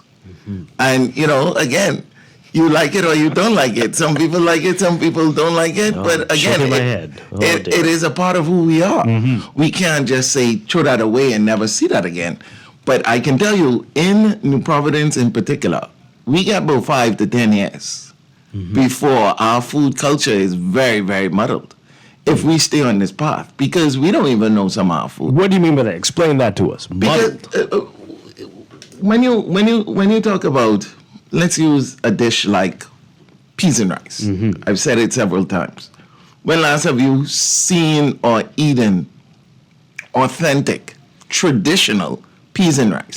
I don't even know if I know exactly what that is. Exactly. Yeah. Exactly. So if you see it with things like peas and rice, you see it with things like conch salad, you see it with things like fritters. I had a fritter the other day, and I'm so slow to complain because I understand the business, I understand costs, I understand all these things. But I had to go and take them fritter back, and I don't go back. What was in it? Nothing. Nothing. I was like, fried flour? Yeah, exactly. Oh, man. And so, and he has been one of those places that I've commented on and complimented. But now he's gone away and he's changed his recipe. Why did you change your recipe? Well, the price of produce is too high. I couldn't get conch. You can't find dry conch no more. All these other variables, which are true, but they will cause us to lose what it is. And so we have about 5 to 10 years. And when you see the world is starting to look at Caribbean food, and the Bahamas is not jumping on that, right? We definitely need to pay attention. Yeah, because people are going to think Jamaica, probably maybe Trinidad, but Bahamas might not necessarily be in this. Well, when people say the Caribbean, first of all, Jamaica, because they so loud and proud, everybody thinks Caribbean food is Drake. That's the first thing you do. If you go to a hotel and you say, I want a Caribbean menu, the first thing they show you is Drake chicken, which, by the way, is not Jamaican. Drake chicken is not Jamaican. But that's a whole different story. Yeah. But, that's what people think. Well, but we even do it. On menus, you'd see all around New Providence, you see Drake chicken and Drake show and Drake festivals and all these other stuff. What happened to the steamed chicken festival? What's wrong with that? We eat steamed chicken. We like steamed chicken. That is our chicken. We do exactly. Very well, yeah. And so, I was on a conference call 2 days ago, and we were talking about this. Barbados is now saying that they're the culinary mecca of the Caribbean. Wow. But if the Bahamas don't stand and say something, that's what is going to happen when people are talking about this revitalization and the spotlight being shined on the Caribbean. Yeah.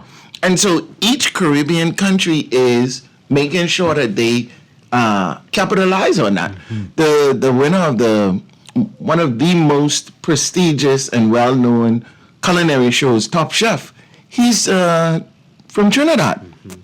And so Trinidad had been in the spotlight for the last 3 weeks. Right, yeah. You know what I mean? And they capitalizing on it. They talking, you ain't never see so much doubles and this other things happening since he won the show. Yeah. So we got to make sure that we're in the conversation. Because I can be honest, I ain't think too much food tastes better than the Bahamas. Yeah. But this is really amazing because you can only count on one hand the number of Bahamian restaurants, but every week a new restaurant from Thailand or Vietnam or Australia is opening up. We've got a major issue here. Yeah. What's accounting for that? Do we not think it's that good? Do we need more people to come here and tell us it's good? I think that has a part to do with it. We don't celebrate us enough. We don't talk about it. We're not public about it. When most people go into their circles and they're having events and they're having celebrations, I guarantee you, Bahamian food in the mix. But when you go out to eat to dinner, etc., you're going for steak and things. Yeah. And you don't really see our food represented in those major outlets. Even in Bahamian-owned restaurants, you see us straying away from what we would call Bahamian cuisine. Well, everyone's doing a fusion of something. Yeah, and we have to take a stand and make sure that as the Caribbean is getting all this focus, people do not just lump all of us in the same box and all we keep hearing is Drake and all these other stuff. Yeah. We need to be in that conversation, and it ain't just Kong Solid neither. Right. You know what I mean? We have to be a part of the broader conversation because really and truly, out of all the places that I've traveled around the region, I still say the Bahamas is way up there. All right, so what role do you think stereotypes and myths are playing in this? Like, you can't eat this, it's going to make you sleepy, it's going to make you luggy, it's going to make you hot. So only eat that on Sunday when you could go and rest afterwards. Right. What do you think, is that playing a role in our perceptions of this and our not being proud enough of it? For sure, because a lot of our food, typically what our food was created for was to sustain people very, very heavy meals, not typically balanced and not very exciting to look at. That has always been one of the stereotypes of the Caribbean and especially in the Bahamas. Yeah. But again, there are so many dynamic young chefs and young people and modern takes on what our food is, but the underlying foundation of it remains the same. And everybody is doing that. That's not anything that is wrong. It's just different. And that's why I tell people all the time, learn the fundamentals, learn what the history and the story behind the food, so that you can reinterpret it, so that you can do your spin on it. Yeah. I don't have no problem with that. Yeah. You mentioned pig feed cells. Again, I think just the novelty of it would attract a lot of people to try it from outside of the country. Right. But it is not easy to find it. Not these days. Again, you talk about new chefs, young chefs trying things. What can we do to get people to say, this is something that needs to be put out there for as adventure food, even to attract audience visitors to indulge? Well, one of the things you just said it. We need more availability. Our food is scarce, especially here in New Providence. It is scarce, and I'm talking about the good versions of it, especially. It's very, very scarce, and so if I, as a Bahamian, got to fight to go find some sauce outside of Saturday. Yeah. When the visitor's supposed to get it?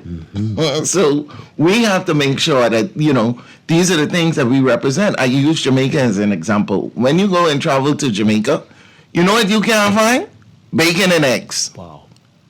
You can't find bacon and eggs. That's hard to find. And that over there way in the corner because they ain't care about that and they ain't checking for that. Yeah. But what in the front? Ackee and saltfish, they're the same things. Same food with people saying people won't eat in the morning for breakfast. That's what's serving around. Yep. All these fresh fruits and stuff what we have, you don't see them. Mangoes are in season. There should be no other mango available besides the millions of mangoes we're growing right here in this country. Yeah.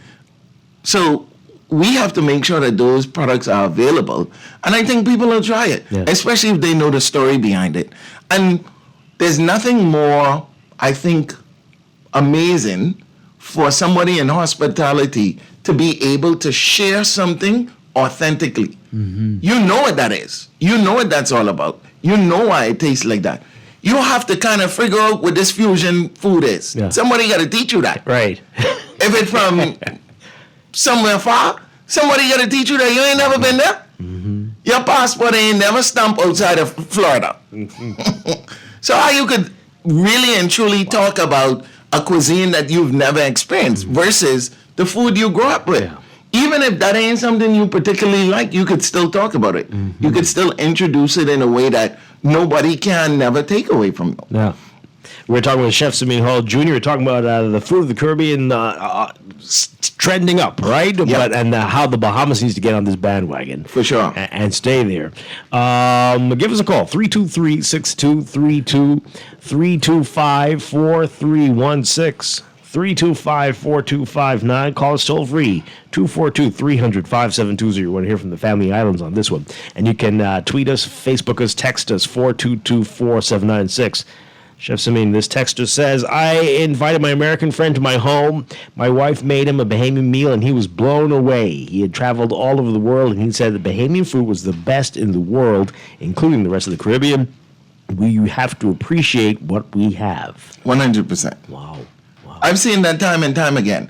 When I used to compete in culinary shows, especially the ones for the Caribbean, when the Bahamas showed up, people get scared. Yeah. Because they say the flavor kings reach. They knew that we were coming there with straight up flavor and soul, even in a competition. And they would tremble when they saw the Bahamas. But when you come here, ain't nobody even checking for you. This is really bizarre. What are we doing? Let's take this call. Caller would say you on this. Hey, good morning, Dwight. Hi. And good morning. That's the celebrity chef. I'm okay. He's the award-winning Chef Samin Hall Jr., yes. Samin Hall Jr., yes, that's my favorite chef in the world. But anyhow, guys, wonderful show again. A timely show. But, the problem we face in this, we is a tourist destination, right? And people, just like you said, they come, all the Caribbean nations are attacking their immediate culture of identity, right? But when it comes to the Bahamas, it appears that... Breaking up. Are you there? Did we lose you?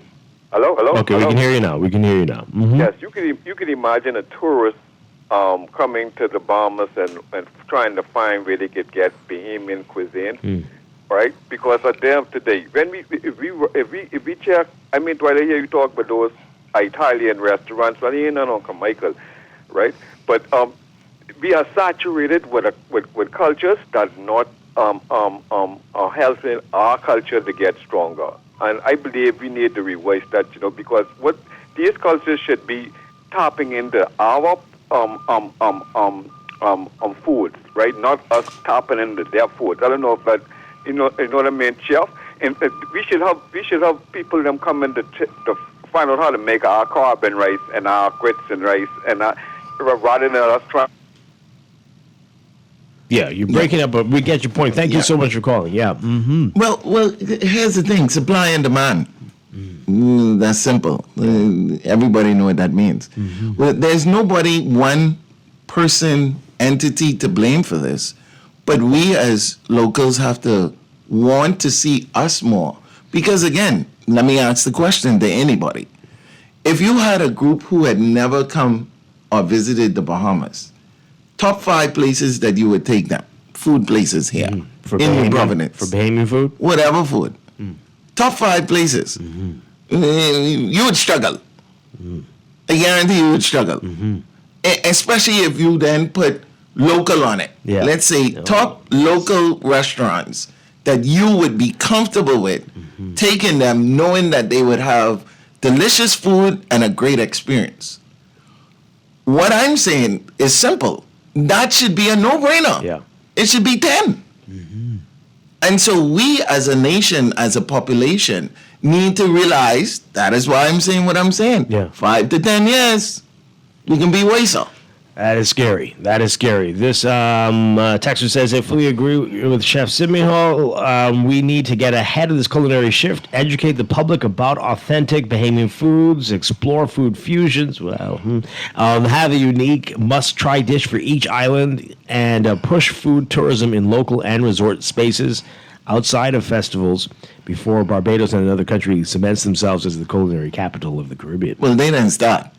I can show you all the media hype over the last 4 weeks, especially since Caribbean Week, and then which was in New York, and then David Chang making this announcement. Yeah, I could show it to you, and so we definitely need to get on that because again, like I say, these are I love my Caribbean partners. The Caribbean in itself as a whole is a very delicious destination, but the Bahamas food. We in there. I was at an event, a Caribbean event, and they were all debating macaroni. Here I come with my Bahamian self, and I walk in there and I say, guys, please, y'all don't even know what macaroni is. Right. The Bahamas has the best macaroni, and guess what? The overall consensus was I was right. Yeah, yeah. From the other Caribbean chefs, I was right. Yeah. But guess what? Just so everybody appreciates what I'm saying, the Bahamas is currently listed on zero culinary lists as a food destination in the region. Wow. We have to work to change that. That is because crazy. we know for sure we ain't zero. We sure ain't zero. But we have to get on these lists. We have to talk about it more. We have to be more public about seeing and talking about our local food culture. So other than somebody's house, Grammy's house, or your cousin who's really good, I mean, like you said, we've got the dearth of restaurants. We've got all kinds of reasons why people don't open restaurants. It's very hard. The cost of doing business here. How much of that is really kicking us? It's definitely a part of it. The cost of ingredients, the cost of operating, labor costs, utilities, etc., is extremely high. But again, the places that we do have in existence, we need to support. Yeah. We need to be the ones that help to push them into that vein. When you go to your favorite restaurant, ask them, how come y'all don't have a Bahamian special, for example? Why not? They used to do it before when I was an apprentice. Every restaurant that I went to and worked at the Marriott, they had a Bahamian special, even if it wasn't a Bahamian restaurant. Right. They were all using grouper. They were all doing some sort of dish that depicted that they were here and they had a sense of place. Wow. You don't see that much anymore because we don't demand it. Yeah. We don't ask for it. So we start with the things that we are low-hanging fruit, and then we make sure we do that. When you see events, when you see festivals, when you see anything that's happening, participate. Be a part of it. Make sure you attend and you be intentional about supporting your own. You see it in all other places. Yeah. Those places, those festivals and events, they sell out in days. Here, you're struggling to get it, to get the support, etc., etc. We just need to make some improvement on that because I know our food is worth it. You're bringing back flashbacks to 242 Day. We've been pushing that for a couple of years. People are like, what do we need a 242 Day for? But they're right there at Cinco de Mayo and St. Patrick's Day. Right. Nothing to do with us. Yep. But But 242 Day, why do we need this? Oh, man. Let's take this call. Good morning. You're on the air. Good morning, Chef. I need to taste some of your food, man. Come to Freeport. You know, Freeport's going to be the new hospitality and tourism destination. So definitely we have to tap into this. But Dwight, let me just give some figures so that the Progressive Liberal Party check room, they verify everything I say. And they'll send you some text concerning what This they is use AI related to verify. food? No, anything I say, they have a whole team of individuals from the Progressive Liberal Party that sits and watch me.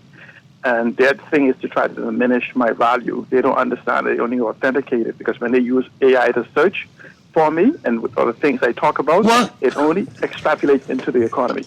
Okay. Well, but I just simply say this. Let me say this on the orange economy, right? We know that the orange economy is a $3 billion economy right now. I just want you to understand the perspective of where we are and where the potential is. Currently, believe it or not, the Caribbean cuisine market in this whole global orange economy is 0.23%. It's projected that if we continue at the same rate, in about 10 years, we'll only be at 0.44%. That means that we will add $10 billion of market value. Comes out to be over $1 billion a year to market value. The question is, we talk about this orange economy, and the fact is that what is that sector that you're in? It's called culinary. Not culinary. They have a word for it where people go travel around the world to taste different foods, whatever. It is one of the largest representation of in the cultural and heritage explanation of whatever it's called for the food thing, where the foodies travel around the world. Culinary tourism or gastro-tourism. Right. And so what it means is that where we are located and the fact that we could just becomes the place where fusion happens, even from other places, where we could pirate other people from the Caribbean to come to Grand Bahama, New Orleans, whatever, and have this world of thing. Just think about the potential of what it is, where Bahamians lead the fusion of Caribbean with the Bahamas and the rest of the world. Yeah. And Chef, you are absolutely on to a thing. And if you do this right, man, I am here for some advice. I just want a little taste. Awesome. You could be the first billionaire in the hospitality industry. All right, thanks a lot. But there's room for a lot of people, right? Yeah. Because you're barely scratching the surface. Yeah, we definitely, the figures are out there. Culinary tourism is the fastest growing sector of tourism. What most people need to understand is in today's world, there's more travelers emerging than tourists. Wow. Travelers are persons who what's the word I'm looking for? They travel with intent. Yeah. They travel with intent. They're going after experiences. Yeah. They know what they're going to do when they come and go to a specific place. Yeah. Tourists are people who, they just looking for the cheapest place, doing the cheapest thing, want what they want, and that's it. Yeah. That sector is slowly diminishing. And now you have people who are purposeful in planning their vacation. Somebody like me. I don't go nowhere unless I know where I can eat at least 75% of the time. Right. You know what I'm saying? Because it ain't just gonna be Denny's. I go in for an experience. Yeah. And so that's what we are seeing emerging. And so that's why persons like myself are trying to make sure that we have opportunities. For example, the event that we're doing, that's with intent. We want people to know about it so that they plan it into their trip. In fact, I've had some people saying they're now going to make it their trip during the date because of this event. Yeah. Remind folks about the event before we get to this call. Remind everybody about that. Well, it's going to be on August 2nd. It's called Pet a Plate. It's myself and 5 other amazing chefs. We're going to be at the Fort Montague, and we are bringing in the lobster season. Not just bringing in the lobster season, but we're also pushing sustainability. Because as most people would know or may not know, when we use lobster here in the Bahamas, it's primarily the tails. Yeah. We're trying to push and let people see how delicious and sustainable it is to use the whole product. Wow. So we're doing a full lobster event. And that is going to be absolutely amazing. August 2nd at 7 p.m., Fort Montague. Tickets go on sale July 1st. That's the holiday weekend. Yes, and it's intentional. Yeah. We're at the fort. It's emancipation. It's a whole story behind it. And so if you go on my social media, you'll see more. And I'm sure you'll be back before then to talk sure, more about for sure. that. Let's take these calls really quickly. Good morning, caller. You're on the air. Good morning. Glover Morning. with Cannabis Dog Man. Listen to me. I commend you guys, Simeon all. Listen to me. We do need to get more food advertisement here in our tourism. I travel the Caribbean for cannabis, and also when I travel for cannabis, I try to plunge my money into the economy by finding different foods of each country I go to. So when you think about coming to the Bahamas, we do need to figure out specific foods for people to come to the Bahamas to enjoy, like on each island. I think there should be, when you go to talk about New York, you think about cheesecake, you think about bagels. When you go to Chicago, you think about different foods. And the Bahamas needs to be on the same path, I think. Yeah, for sure. It's definitely, there's so many opportunities here because we are a island nation and each island is island specific. There's so many different nuances when you go to different islands. The tourism board has this thing that it's a lifetime of islands. Right. Well, it's a lifetime of food. We got to get this food out there because you could go to each island and it's different. Now, I got one question before I do leave. Do you think that we Bahamians don't cook as healthy as our southern islands? Well, yes and no. When you're talking about traditional Bahamian food, that's different. When you're talking about what the Bahamian diet is now, that's different. When you talk and look at the outer islands, for example, when you still have people living to centurions and things, and they eating Bahamian food, what's the argument there? Versus here in New Providence where everybody's sick. And why is that? That's very interesting. You know what I mean? Yeah. So there's a difference there. But again, it's very island specific. And if you hear me advocate, it is typically based on authentic and traditional Bahamian food. Yep. There you All go. right. There you go. Thank you, man. Thanks a lot. Thanks for the call. Let's take our final call here. Good morning, caller. You're on the air. Are you there? No? Okay. This person says here, the people cooking at Arawak Key ain't Bahamian. Oh, boy. Our culture is diminishing and almost non-existent. I saw a tourist say online that our tourism also caters to Americans who don't know nothing about true island culture compared to Jamaica, serving hamburgers and fries more than conch fritters at the hotels. That's what the tourist said? Well, that's pretty scary. What is our culture? That's a big question. And so, again, there's some... They're right to a certain extent. Well, here's the thing. The Bahamas is a plural culture nation. We need to realize that. Who cooks the food is not as important as what they're cooking. I don't know why people believe that you only could cook what you cook because you are who you are. That isn't always the case. When you go to places like New York and those places, a high level of those persons in those kitchens are not New Yorkers. They're not from New York. You know what I mean? So it's about recipes. It's about putting things in place. Anybody can do it once they're trained to do it. But again, show me one authentic traditional Bahamian cookbook. The last one that I saw had Maine lobster on the cover. And they say they was talking about Bahamian food. Wow. And it had Maine lobster on the cover. Show me a dozen Bahamian cookbooks that somebody who is not Bahamian could open up and authentically duplicate and replicate Bahamian food. I don't know if it exists. Last time you were here, you said you were working on one, right? Yeah, for sure. 100%. How are you looking with that? It's looking pretty good, actually. I'm super excited. I did this year? Well, it takes about a year to bring a book to life. Okay. So it's once it goes to press, blah, blah, blah. We're going to put the pressure on you. Yeah, I hope so. Okay. I hope so. Let's see if we can squeeze in these calls. Caller, good morning. You're on the air. Great show as usual, Dwight. Guess how you doing? Doing well. Well, my favorite guest. Thank you so much. Please tell the people, right? Because I have a co-worker, right? And he told me that his girlfriend cooked with parboiled rice, and I told him simply his girlfriend can't cook, and he got very upset. Please tell the people in Nassau, if you cook with parboiled rice, you simply can't cook. You just simply can't. You should not be in the kitchen. You should be in the ice or the cups in the kitchen. Second thing, right? I have a multi-million-dollar idea. We could sell fire engine to the tourists for $25 a plate. You realize they don't know that cheap, and they don't know they ain't good for you. They would spend $25 for that. Boy. Third thing, right? Before I go, right? Boy. I want to put a touch to you, right? We could do a Bahamian version of Hell's Kitchen. Because these people around there can't. Me and you can go around, right?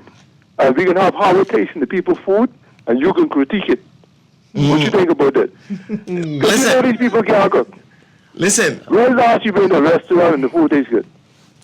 You know, there's a couple of restaurants here that I admire. They do pretty well. But there's some truth to what he's saying. We should explore and understand, again, what is traditional and authentic Bahamian cuisine. Yeah. There's variations of that. If you can cook parboiled rice, power to you. I would never cook it. I would never buy it. I wouldn't even want to see it. But, you know, some people is cook parboiled rice. That's what they comfortable with because it don't come together. But you shouldn't serve that as white rice, right? I mean, that's you shouldn't that's serve it. Criminal. You shouldn't serve it. It tastes like plastic to me. Sorry.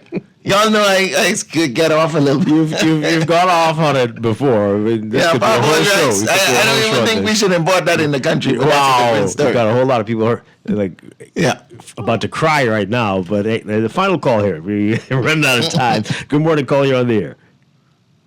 Every time I say that, they're not there. Okay. This person says, please, chef, please teach these people on the side of the road that restaurants, on the road restaurants to make steamed sausage. It's basic but Bahamian. If you don't nail the basic stuff, you can't get the complex Bahamian dishes. So they say they're not doing steamed sausage good anymore. Well, again, there's so many variations, and we've gone away from what has been authentically or traditionally Bahamian to have these variations that are not really good interpretations of our Bahamian food.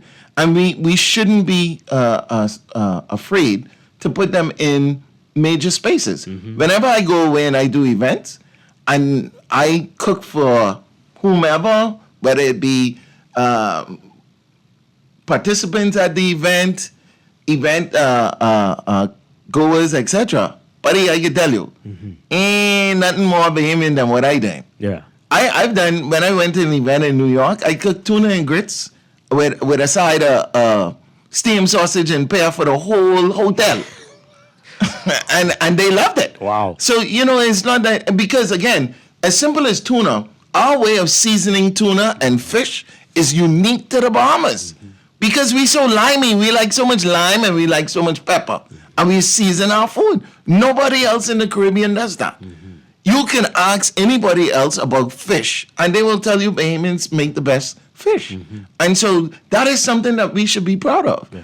And why not on a main place or a small place on the side of the road? I ask this question all the time. Why you can't get it either fried, dry, or moist? That's how we eat our food. We shouldn't be ashamed of that. Yeah. Whenever I put fish on a menu, you best believe in the column right underneath it is you want it fried, dry, or moist. And what is fried, dry, chef? Oh, crispy. I want it crispy. Yeah. What is wrong with that? Nothing is wrong with that. We need to give people what we like. Because think about it. When you go to a place, what do you typically ask? Don't tell me where the tourists go. Tell me where you is. Tell me where the authentic you is. And so why we can't do that with us? Hey, I wish I could tell some of these fast food places to do some fried dry. Anyway, you said it. We as consumers need to go and support the people who are doing these things. Yep. But with the businesses, we got less than 2 minutes.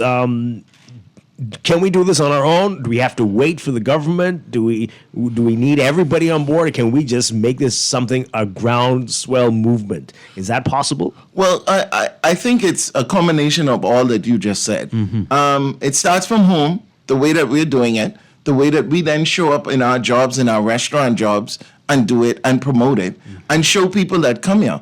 what it is to make authentic Bahamian food. Because unfortunately, let's say your head chef is not Bahamian. You know what he had to do? He Googled Bahamian food. Wow. And when he Googled that ain't nothing like what we do. Because the internet is the internet. So then we need to just make sure that is happening. And then support who you can support. Take people to those places. When you have guests come into town, take them to those places.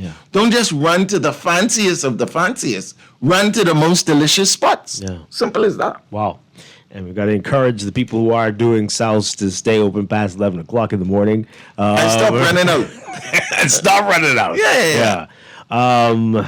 We're going to have you back very soon, especially closer to your event. Looking forward to that. Chef Samin Hall Jr., always a pleasure. Thank you so much. We've got to get ahead of this, right? So that the Bahamas can be known throughout the Caribbean as some of the best food in the world, which we are. Which we definitely have. Yeah. All right. We're going to take a break for news and then be back with business, our HR series. We're talking about succession planning. Oh, boy. You don't want to miss that. Stay with us here on Guardian Radio 96.9. Fried chicken, that's a native dish. The Frenchman bypassed the food, he head straight for the wine. The German just click his heel, then Billy Blake with feel. Then along come a Bahamian, a mountain on his plate. He act like he never eat before, and he ain't gonna eat no more. He had 5 pieces of chicken, macaroni and cheese, roast beef, pork chop, rice and black-eyed peas. He had cucumber, crackle, salad too.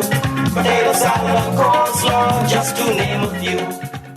Wake up and treat yourself to the breakfast you deserve with Wendy's new French toast sticks platter. 4 pieces of golden, crispy French toast sticks served with warm syrup, fresh cracked eggs, your choice of protein, and orange juice. It's sweet, savory, and everything your morning's been missing. Whether you dip, dunk, or just go all in, you'll never want to go back to your old breakfast routine. Better breakfast always starts at Wendy's.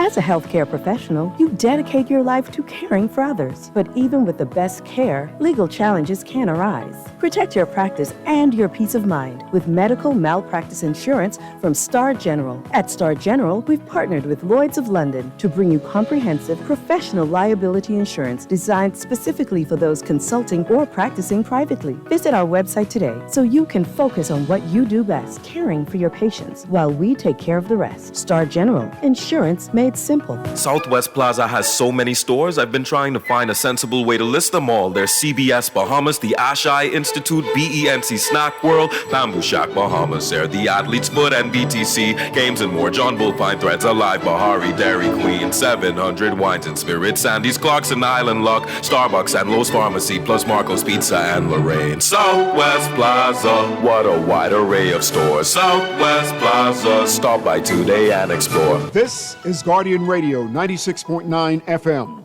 streaming on GuardianTalkRadio.com and the Guardian Radio app, Nassau, Bahamas.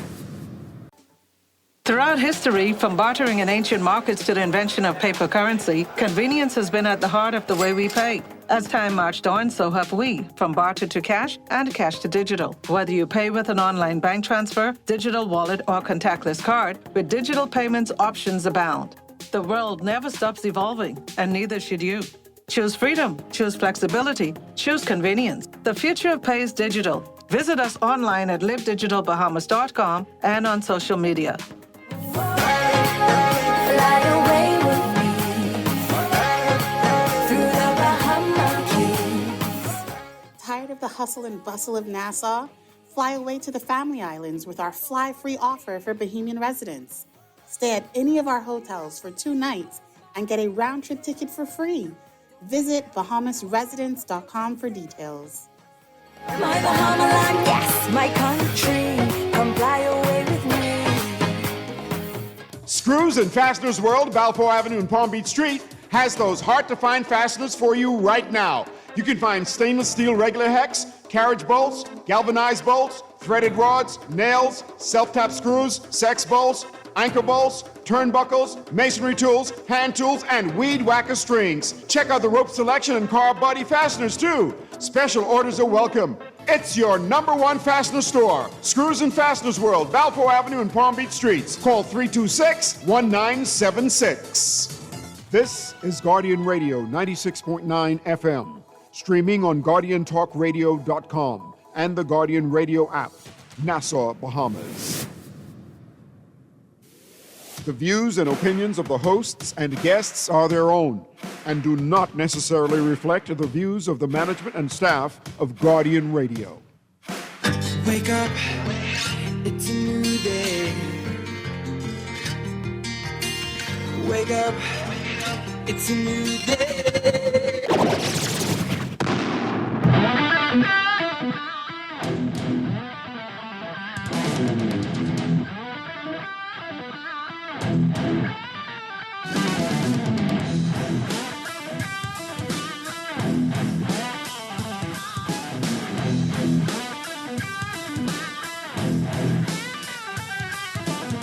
Good morning and welcome to Morning Blend Business on this Friday, June 20th, 2025. Welcome back to our Morning Blend listeners. Once again, I'm Dwight Strachan, and can you believe it's the third Friday of the month already? Time is flying. And that means if it's the third Friday of the month, that means it's time for our Human Resource Series with Ahmad Rashad Thompson. Good morning, sir. Great to have you with us as always. Great morning, Dwight. Great morning, Bahamas. It's a pleasure to be back. Indeed, the third Friday is here, and I cannot... Dwight, it's Christmas. Yeah. It's so much time to say Saxon and Valley. Oh, my goodness. And if you ain't saying Valley, just Can you believe that? Wow. Anyway, so this is a very important topic. Yes, so sir. many people need to hear this. We might have to do a two-parter on Yes, this, I believe. But succession planning in business is what we're talking about. But this is going to affect every aspect of your life. Every aspect. But succession planning. All right, I have so many questions, but let's begin. How are we doing with that so far from what you're seeing? Is that a thing that people think about, or is it like, well, when I'm gone, you're all on your own? Yeah, it is not something that's thought about thoroughly enough. I'm actually traveling next week, Dwight. I'll be speaking at the SHRM conference in San Diego. SHRM is the largest HR conference in the world. 40,000 or so people come together to understand, to go deeper in the field of HR. And one of my topics that I'm speaking about is this exact topic, succession planning, talking about the clogged pipelines that exist in organizations. You have some organizations that are riddled with talent. I mean, just ripe with the next generation of leadership, but the people in the current positions, either one, are not prepared to prepare those behind them to succeed them, or two, are so filled with institutional knowledge that there's no chance to get them to pass it on to somebody else in the organization. We think about succession planning only after the gentleman or the lady has resigned or something has happened. The thing, though, Dwight, is that you as an organization, you as a leader, you cannot wait until it's too late to start to invest in those coming up to succeed, those in critical positions. And I want to make it very clear, succession planning does not apply to every single role in your organization. Yeah, one of my questions is going to ask you about that. No, it does not apply to every single role. Succession planning applies specifically to those critical roles in your organization. So not just the boss either. Not just the boss, because the boss is one small part of that whole big pie, right? One small slice. If you have your executive leadership team, let's just think about it that way, right? You have a sales team, a sales division. You could find a sales officer, a sales agent today if you needed to. But your vice president of sales, your executive vice president of sales, your division head is someone that's probably skilled enough and experienced enough that you can't walk in the street tomorrow and just find their replacement. Right. Your replacement should ideally from your organization. There should be someone on your team, and in fact, there should be at least 3 people on your team who you can say, you know what, Dwight, you have some potential. I want to now invest in that potential, take you to another level in your development. One of the things I will start by saying, Dwight, is that so many individuals go about succession wrong. Because they see Dwight with this budding potential, they assume he automatically wants to succeed a critical role. Right. Have you asked Dwight the question? Do you want to be promoted? What is your plan for this organization? Where do you see yourself in its future? So many people are fine, Dwight, just where they are. They are fine being the top sales agent for the last 14 years. They're good with that. Because in their mind, taking on extra responsibility means you sick, your children sick, insurance ain't due, your mortgage payment late. Miss, I got time for all of that. They just want to make the sales, get their bonus, and go home. If they tell you that, believe them. Believe them. The person who wants more is going to identify themselves at some point. Now, 2 things happen. When they identify themselves, either you ignore them or you support them. You have to support the people that say, I want more. That doesn't mean giving them automatically the more. It simply means defining what this strategy will look like to get you to your next level. Just because you're on a plan or trajectory to succeed someone does not mean you will automatically succeed them either. Right. Organizations have to get policies and practices in place that will serve their organization in the way they're trying to manage succession. A leader's real legacy is succession. If you have been in a role for 30 years, 20 years, 10 years, and you can't identify someone to make that thing better, when you're done with it, you are not a real leader. Leadership is legacy. Leadership is succession. And so many people are in these positions of leadership or even just positions of critical nature in the organization, and when it's time to retire, they be held on for contract for 14 years. Right. Because we can't find a replacement. It happened to my father. My father retired officially 2 years ago. When it was time for him to pack up, man, we just realized that we ain't got nobody to do what you do. Now the trouble with that is Eddie Thompson, he ain't just going to work to clock 9 to 5. That boy is a worker. So he's bringing the values, he's bringing the mindset, he's bringing the wherewithal, the work ethic to the experience that he has. Today, the replacement for him is not going to be Eddie. Right? So now you have to identify someone that has the same values or similar, someone that has the same kind of work ethic, not just the skill on paper. Because those days, people okay. Now, if you're listening to me, don't, in fact, if you can take it personally, it probably is for you. So I got this behind your name and the 15 degree on your wall, but you're still a disaster to work with, ain't nobody in your run. Yikes. Ain't nobody on your run. And so, ladies and gentlemen, in leadership, if you're going to find someone to succeed these critical roles, they should have an entire package, not just the smarts. What are they in heart? What is their heart like? What are their value system? Who do they support? What do they believe in? What do they stand for? What do they tolerate? Because you could be as skilled as you want to be, but if you was a disaster, the right anybody on that run, man. And leaders today are making the wrong decisions when it comes to succession in two ways. One, they're not thinking about it at all until it's too late. Or two, they're putting people in positions to succeed who they favor, not necessarily who is qualified.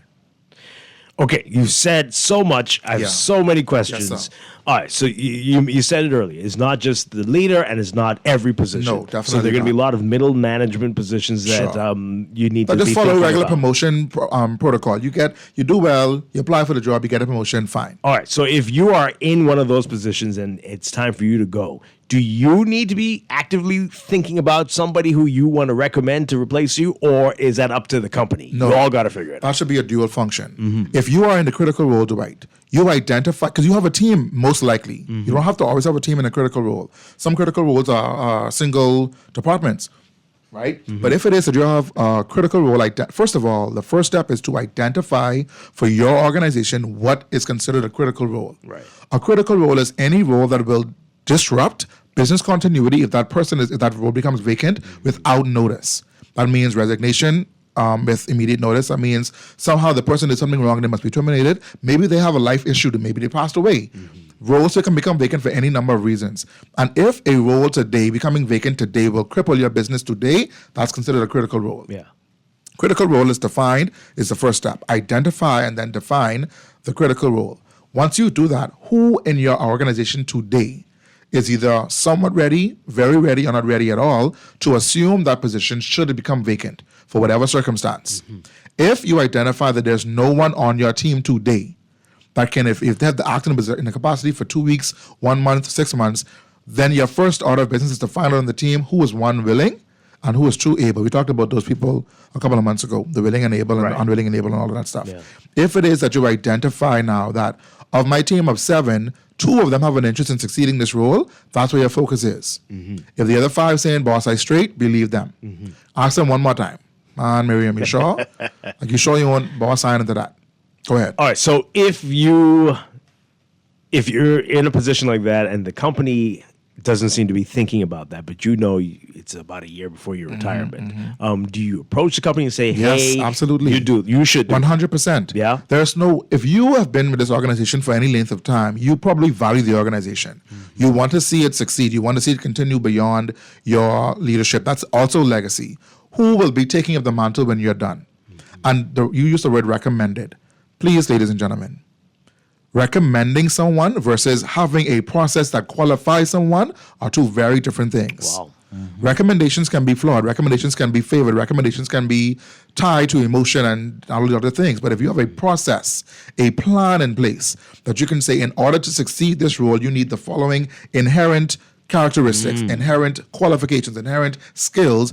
And if you match these skills, you are in line to be considered for succession, not recommended to succeed. There's a big, big difference. And that's so why we get in trouble right recommended now. to go on the path to see if they could succeed. Exactly right. And if you know you have 1 year to retirement, that succession is 1 year long. At minimum, it should be about 8 months, because you want, when that person leave, the organization is fully aware of who is going to succeed. There's no harm in saying, Dwight Strong will assume the role of so-and-so on January 1st, if it's November. There's no problem in saying that, because the people saw the process take place. The trouble we have now is that all of a sudden, John retire, Mary walk in the building on Tuesday, and she's now the boss. Who this woman is? Where's she from? What she know? Who she is? So now, instead of having invested in the people in your organization, you have somebody coming in from the outside, which is not always bad. There are times when you need outside talent to come and shake things up and make things better in your organization. But your first option should be, who in this organization can potentially succeed this critical role that's identified. Every critical role in your organization should be made known as critical. Stop keeping secrets from your team. Right. Wow. Let people know these roles are what we consider critical, and here is why. Here's the criteria for critical roles in our organization or in our industry. In those roles today are Mary, Susan, Paul, John, and Bob. We need, in 5 years, 4 of them could be gone. There's no way we're waiting until year 1 to get them people position filled. Yeah. No way. Wow. Right? All right, so what if you're in a company and the company recognizes that we need, in case anything happens to you or you, we need to be prepared, and so we want this one to shadow you, to be around you, and then, some people get their feelings hurt by that. How do you navigate that? When I was preparing my presentation to go to SHRM, the Holy Spirit said to me, write this down, that every leader, every employee does not want to be promoted, and every leader does not want to be succeeded. Wow. Right? There are some leaders in your organization right now who are nasty people. They want to take the position and the company home every Jesus night. They want to put it in the bed with them and burp it and feed it and all. You calling them nasty? You're That's nasty. people's dreams. You're nasty. I wish everybody were like that. You're nasty. Wow. Stop. And nasty may be the wrong word, but it's hitting my spirit heavy. So you're nasty. Stop hoarding positions. Stop hoarding opportunities. Sow into the people that you have the opportunity to develop. That is why you're there. You're there to make room for the next, not keep it to yourself. Stop being selfish, man. You're mean. You're mean. Stop it. Stop it now. This seems personal. Yeah, man. Okay. Because, Dwight, I've been in this industry now for almost 20 years, and you have people who I watch them. If someone shows promise, they do their best to block that person's ability to improve or to succeed. That is not the job of a leader. The leader is supposed to identify opportunities for those that they serve as their leader.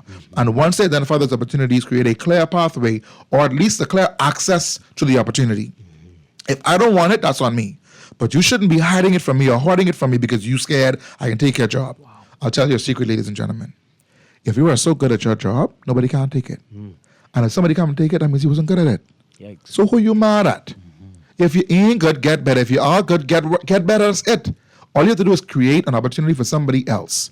And if you decide now that I want to help the people on my team who want to be helped to succeed these roles, here are the criteria. I go back to this criteria again, Dwight, because we have so many organizations who do this by curry favor.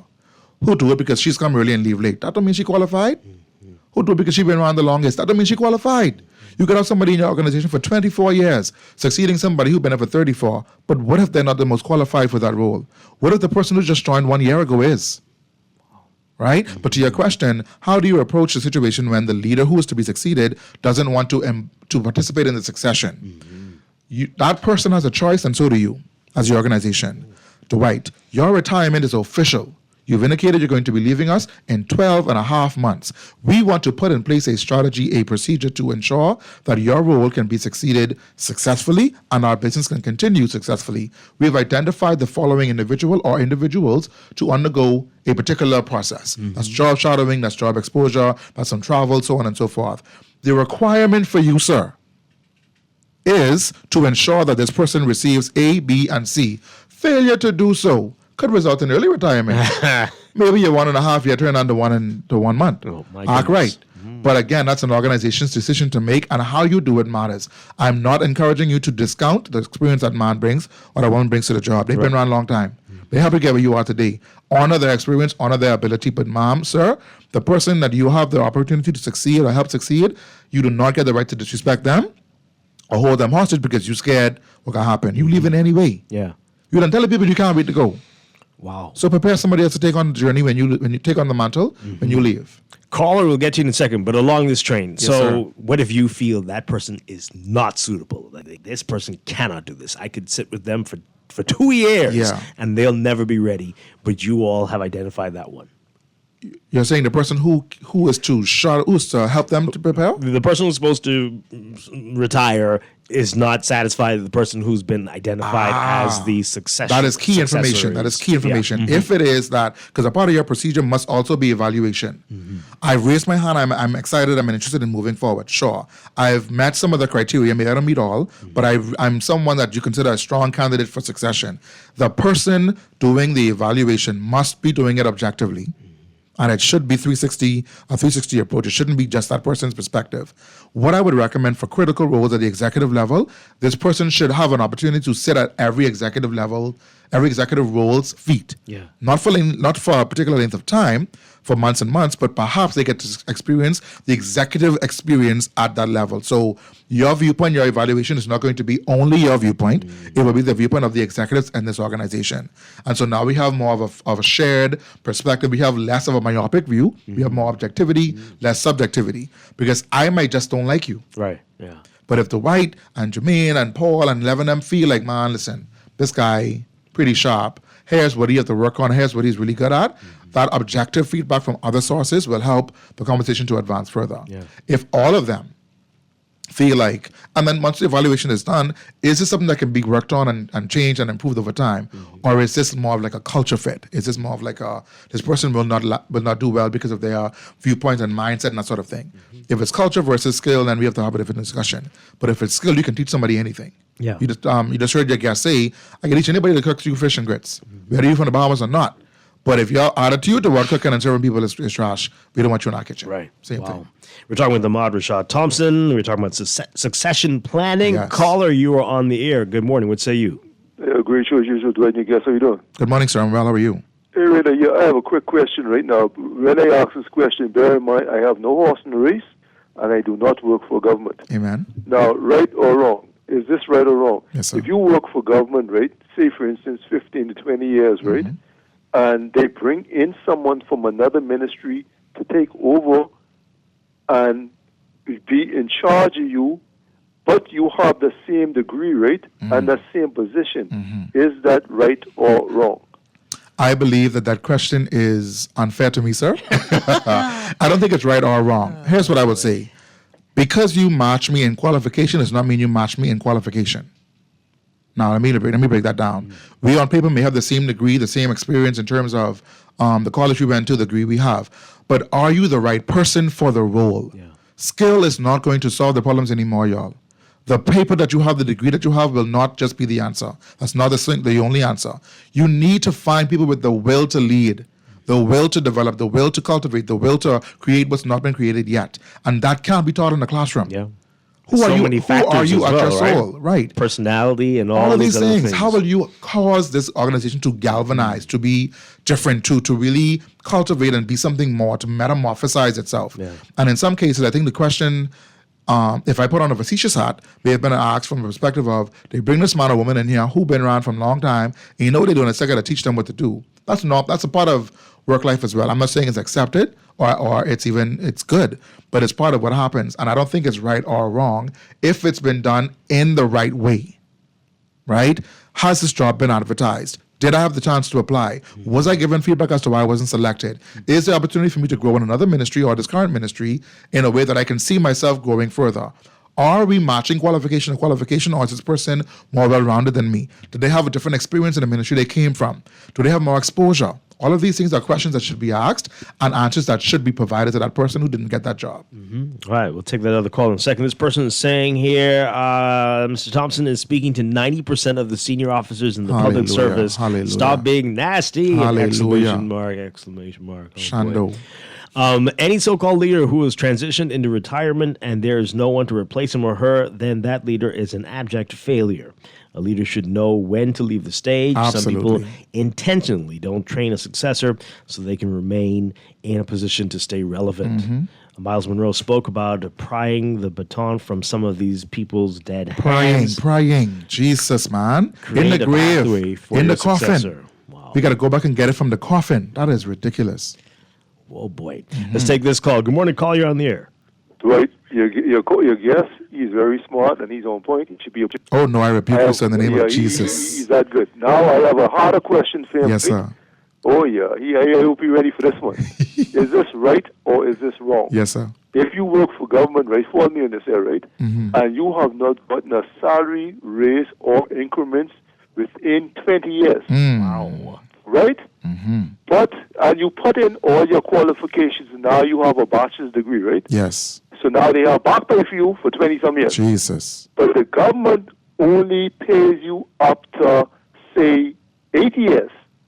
So you lose basically, 12. I'll say roughly 12 years of increment because the government only went back 8 years. Is that right or is that wrong? That's a policy, or I was about to say. Yeah, is that the policy that they only go up to 8 years, or they just No, did that for the person? sometimes the government actually only go up to a certain point, Dwight. Even though you have not gotten a pay raise. Now, don't mind that. I'm not bashing any particular government, F&M or PLP. Yes, sir. We just having a general conversation and a general statement. Yes, sir. You see where I'm from? I absolutely. Okay, the government basically only sometimes go up to a certain point, say basically, I'll say about 8 to 10 years. They won't backtrack because they'll say, well, it's too exuberant to pay all that back pay for all those years. Yeah. So what I would say... Is that right or is that wrong? I would say if there's policy to back what you're saying up, it's not wrong. Because the policy will be the deciding factor for what happens. What the challenge that may happen is that if it is for Dwight, they go on back because that's Dwight. And for Ahmad, they hold him fast to the policy, then we have challenges. Yeah. If the policy is not for all, then it shouldn't be for any. That's the first thing. Second thing, I want to really drive this point home, ladies and gentlemen. What you are experiencing in your workplace is your responsibility to stop experiencing. If you've been around for 20 years doing your best to advance and to take yourself to the next level, and you continue to be overlooked, you continue to be disregarded, perhaps that is not the place you're supposed to be. Yeah.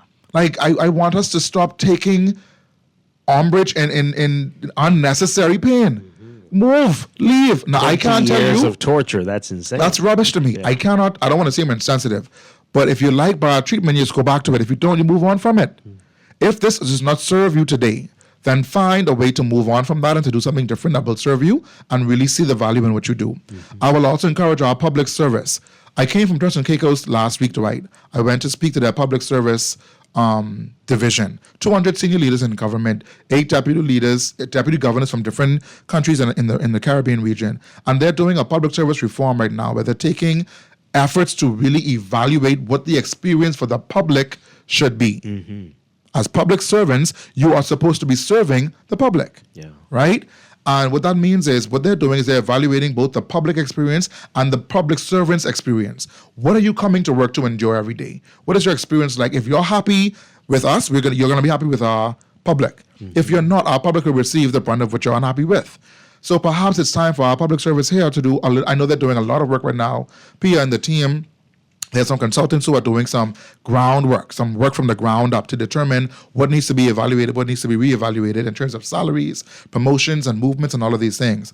But if it is that an individual, because any private organization will acknowledge any sound private organization will acknowledge the advancement or the achievements of their employees. Right. There's some reward for that somewhere. But most organizations have a policy regarding it. Just because you got your degree don't mean you're getting a big 50% increase, but perhaps you get an increment, perhaps you get a bonus at the end of the year. Whatever that thing is, to the gentleman's question, what will make it right or wrong is if there's policy to regulate it, and if there is policy and I go against that makes it wrong. If there's no policy, that makes it even more wrong.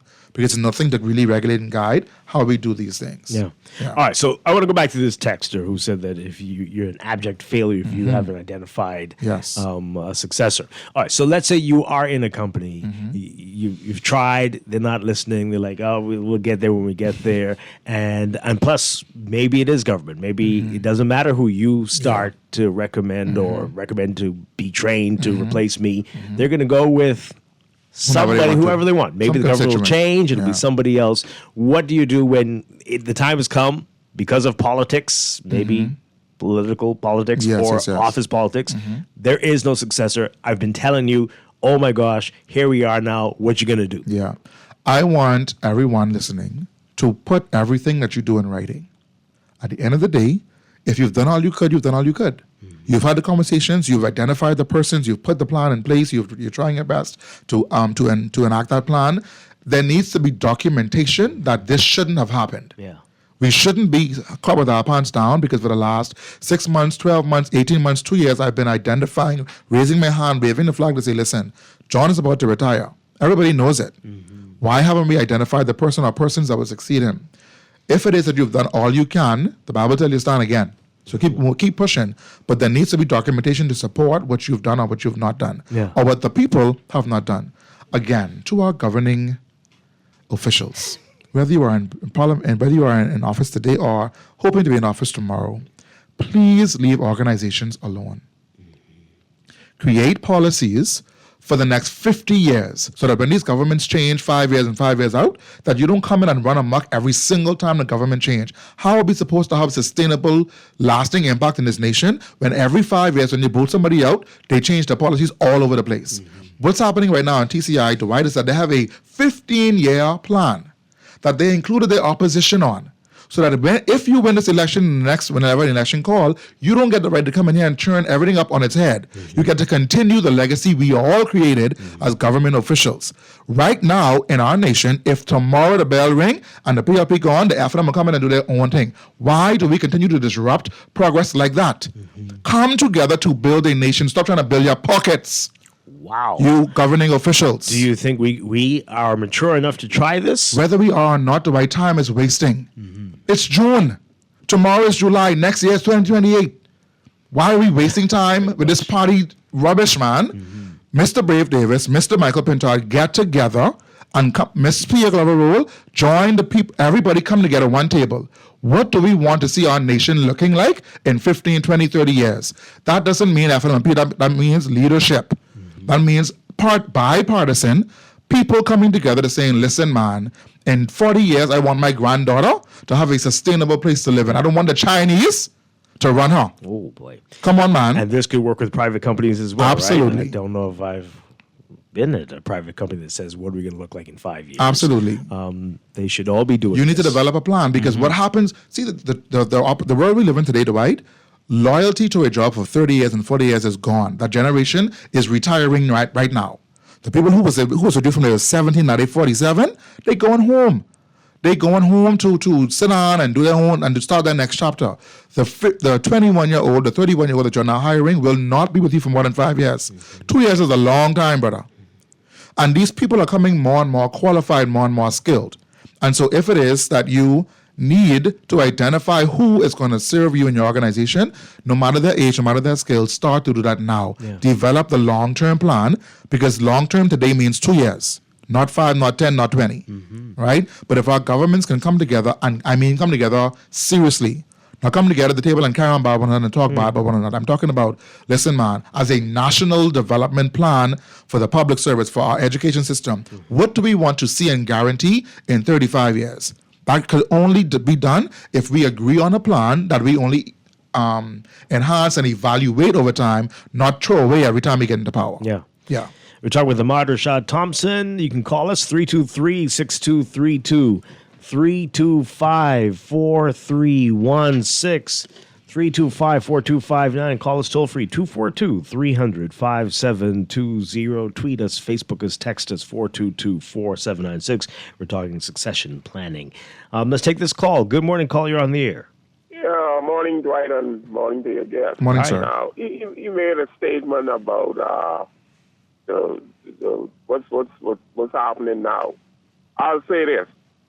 That ain't never go away. Long as these parties and you support my government and I this and, hey, that person who support a certain party, they get in and out, that could stay for a long while. Yes, sir.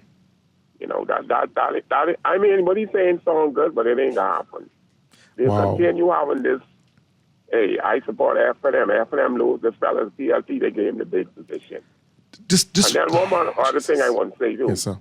Sometimes you have people come on the job, hey, that Joe Blow got a degree, But Joe Blow who got the degree, he is not productive, don't hardly do much. And that's another problem, you waking up to, and it still goes on in this state. And the fellow don't got the degree, but he got a lot of skill set. He have the criteria that he could lead. Thank you. Thank you, sir. Thank you. Thanks a lot. I want us to keep hope alive, man. We got to speak life. We have to live. The only way to see change is to cause change to happen. We can't expect people to come along and evolve. We have to cause evolution. And what we need is our individuals in our country who want to see the country be better, who don't want to see themselves getting better. Right now, I believe we have too many people involved in politics who are concerned about their well-being, not the country's well-being.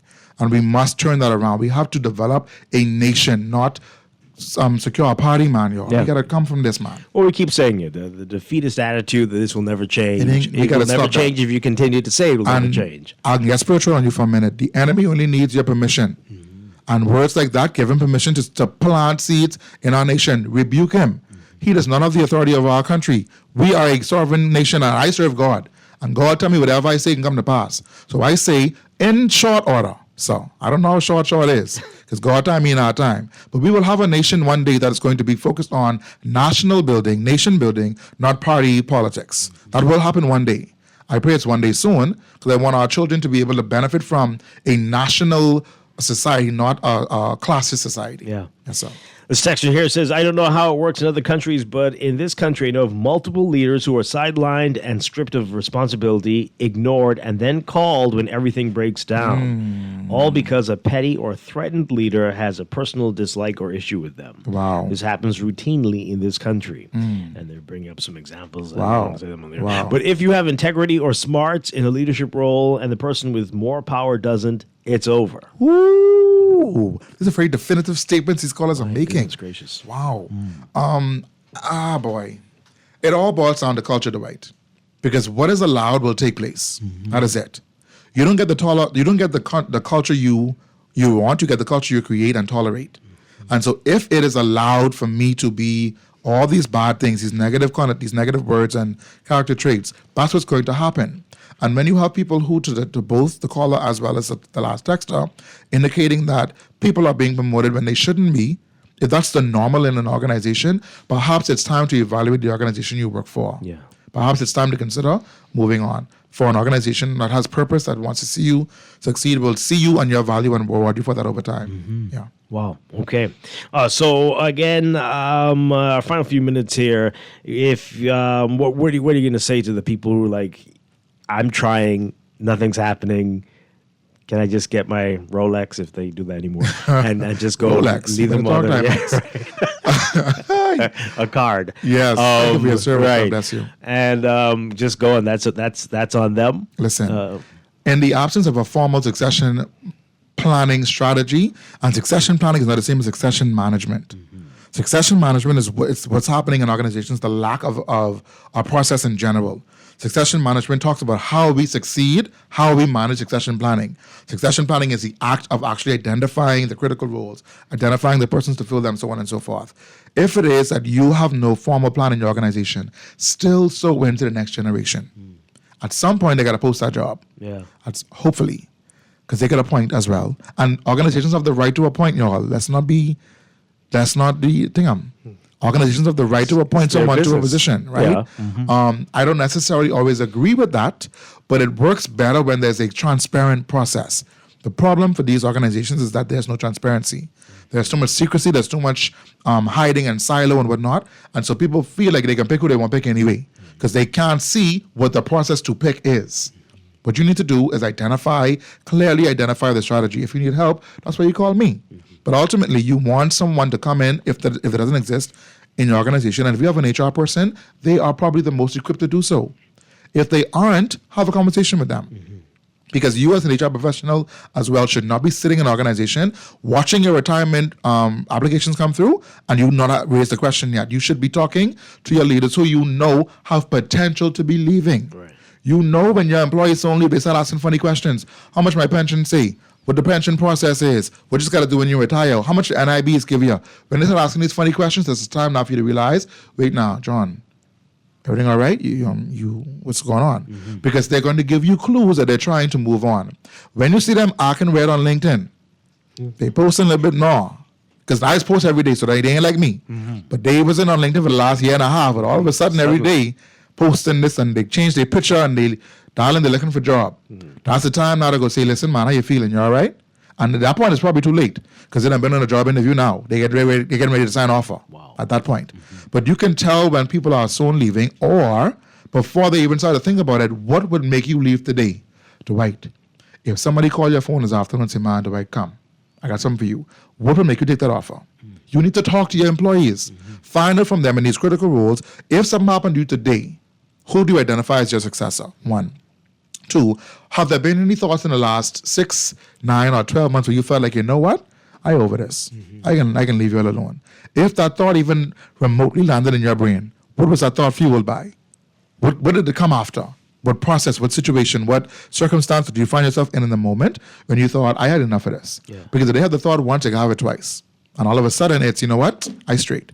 Because a person in a critical role, if they've been managing their finances, could be without work for 6 months, maybe even a year. Right? So you don't want it to come down to a point of whether they leave by hook or by crook. You want to have the conversations in advance to ensure that your business can continue and your people can see a future in your organization. Yeah. Great advice there. Ahmad Rashad Thompson, how can people find you, learn more about what you do? Indeed. I want you to follow me on LinkedIn. My name is Ahmad Rashad Thompson on LinkedIn. It's Ahmad Rashad Thompson on Facebook. Ahmad Rashad Thompson on Instagram. You can find me as Ahmad Rashad Thompson on TikTok. Follow me, connect with me, and join me on this journey to change the leadership landscape in our nation and around the world. I believe, Dwight, that I've been called to earth to make you better. I've been put on the earth to help people to become a better version of themselves. And I want you to join me in the revolution of doing better, being better, stewards of the gift that God has given you. It makes no sense to be so gifted and to go back to God full. He could be mad at you. If don't believe me, just read the Bible. Remember the man with the treasure who hid it? God said, you so old, I rebuke you, old dog. He's an old dog. Go. You don't want God to say that to you when you go to heaven. You want to say, Lord, I mash right down. I am empty. I've died empty. Please come and fulfill me again. Please, I want you to be better Bahamians. Do better, demand better, cause better to happen. It makes no sense to be this gifted as a nation. I travel often, Dwight. And I travel to the Caribbean and travel beyond this nation. I travel around the world. And there's no place on this planet like the Bahamas. No place. We can't have these people coming in here and do what they want to do. And our children and their children can, all right now. We got to get it together, y'all. And that starts with the organizations we serve in, the churches we go to, the families we are raising. Those things are impacted by the decisions we make and the outcome we have on life. Stop wasting time. Stop waiting for the government to get it together. What if they never do? What happened to me and you? Let's do it, folks. Let's do it. Thompson, thank you so much. Thank you, brother. Looking forward to seeing you again next month. Indeed. Enjoy your weekend. God bless you, sir. We're going to take a break, and then we'll wrap things up here on Morning Blend Business on Guardian Radio 96.9. Stay with us.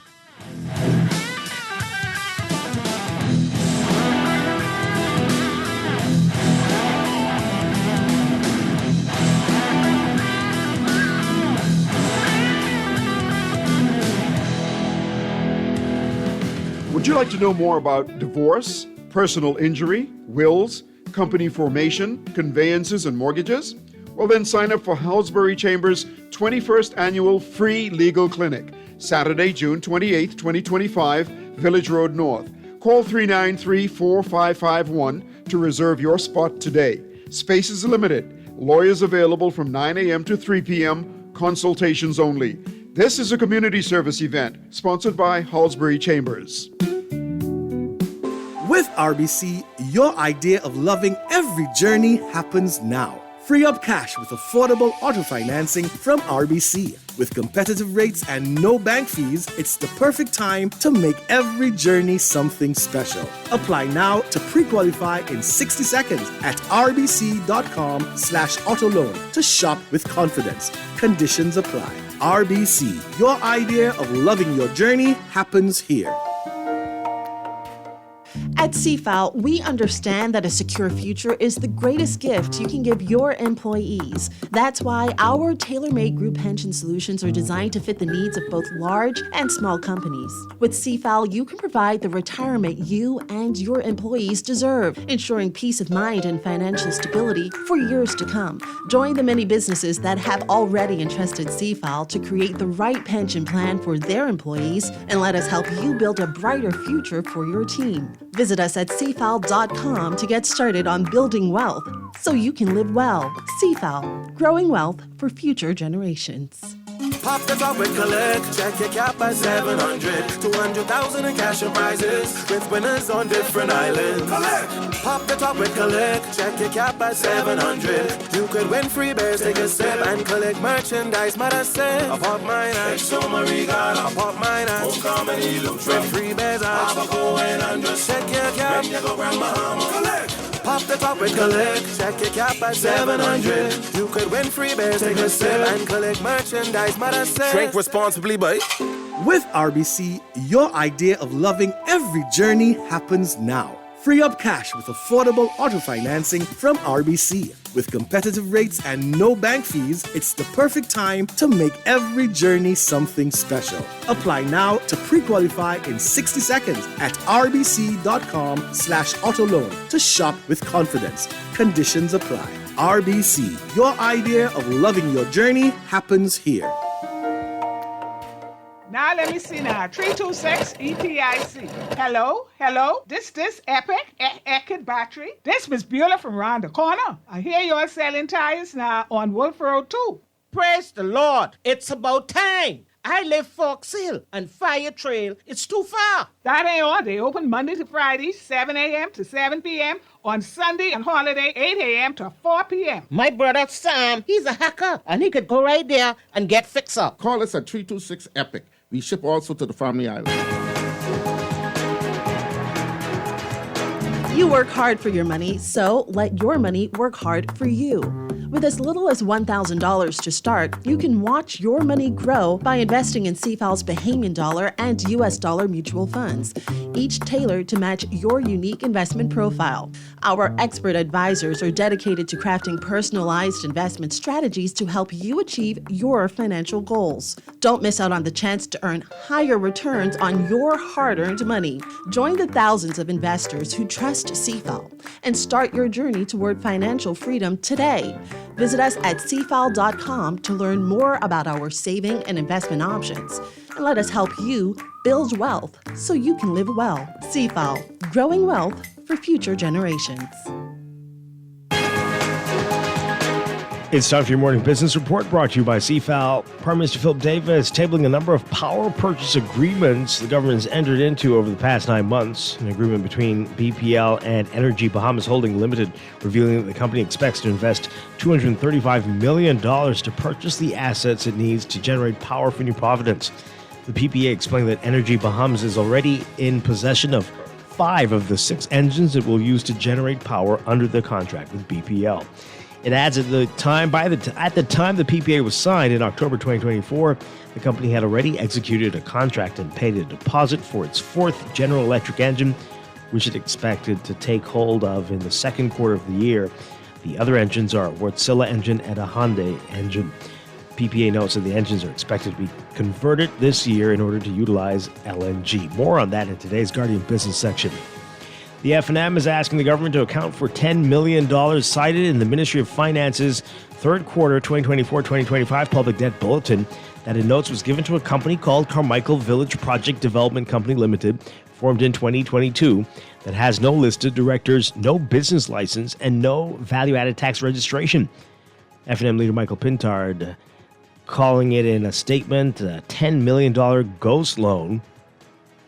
Pintard says the Bahamian people deserve to know how and why the money was handed to the entity. He says that there was no press release about the entity, no parliamentary debate on such a large sum, and no explanation about the money from the Minister of Housing or the Prime Minister, who is the Minister of Finance. Prime Minister Davis says that the recently placed 11-year U.S. dollar-denominated $1 billion bond has been oversubscribed 4 times over, signaling confidence in the Bahamian economy. He says that with the new issuance, investor confidence was strong, and with the bond nearly 4 times oversubscribed, David says the transaction allows the country to repurchase $767 million in older debt, extend the repayment timeline by over 2 years, and reduce near-term obligations by $451 million. And the Commission is advocating a greater physical banking presence on Andros. Senator Randy Roll, the CPC chairman, telling Andros Business Outlook yesterday that while embracing new technology is fine, they're also pushing for physical solutions, more ATMs, mobile banking units, and real customer service options that don't end with the hold for the next available agent on a telephone call who may or may never come. Read more on his comments in today's Guardian business section. And in your Market Watch, recapping trading on the BISX from Thursday, market movers, Cable Bahamas moving 5,000 shares, up 12 cents to close at 387. Commonwealth Bank moving 86,850 shares, up 3 cents, closing at 488. Kalina Holdings moving 4,748, closing at 1274 unchanged. Consolidated Water up 15 cents, closing at 586. Andy Mirror Incorporated down 12 cents, closing at 1086. The BISX All Share Index closing at 3,044.50, up 6.33. That's your Market Watch, and that is your morning business report brought to you by CFAL, growing wealth for future generations.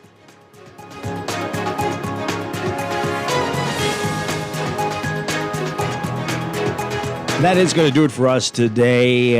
Thank you to all the guests, all the callers, all the listeners, everybody for supporting us this week. We'll be back on Monday with more Morning Blend and Morning Blend Business right here on Guardian Radio 96.9. Have a great weekend, everyone. Stay tuned for On the Clock with Aaron Green next.